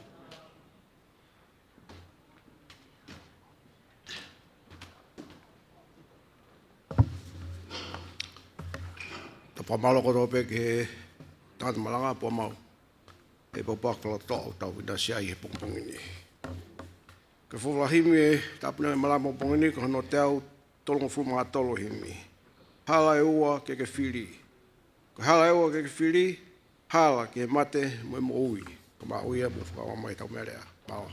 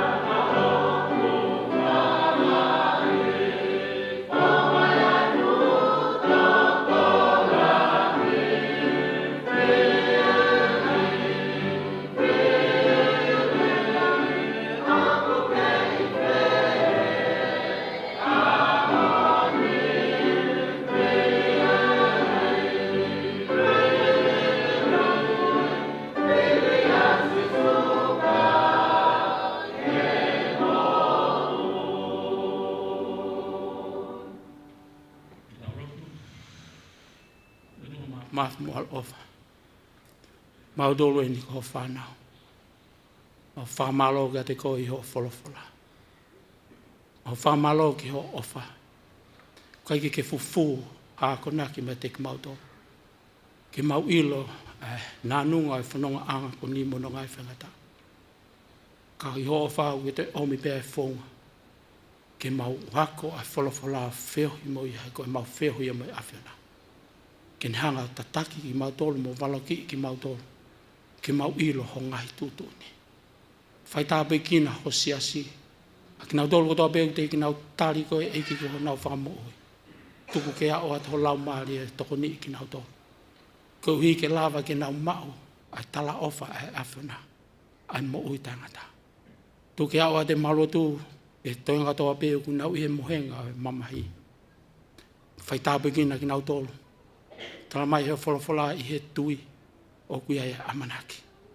Pa mo lotu mo au kai te mau mooi. A o atu o whai whakamooi ka te ki nau tolu kotoa pē o ku nau ihe mohenga e mamai. Ke nau mau hawhi e maare mo amanaki lele. Ke aho te ke te whoko ai. Whai tāpe kina whai whekau, pehe kau tala wau e whetungu ne ai ai. Pehe kotoa ki he sia sini i he hua whao alo ko Sisu Christ ka ko mau whamooi. Amen.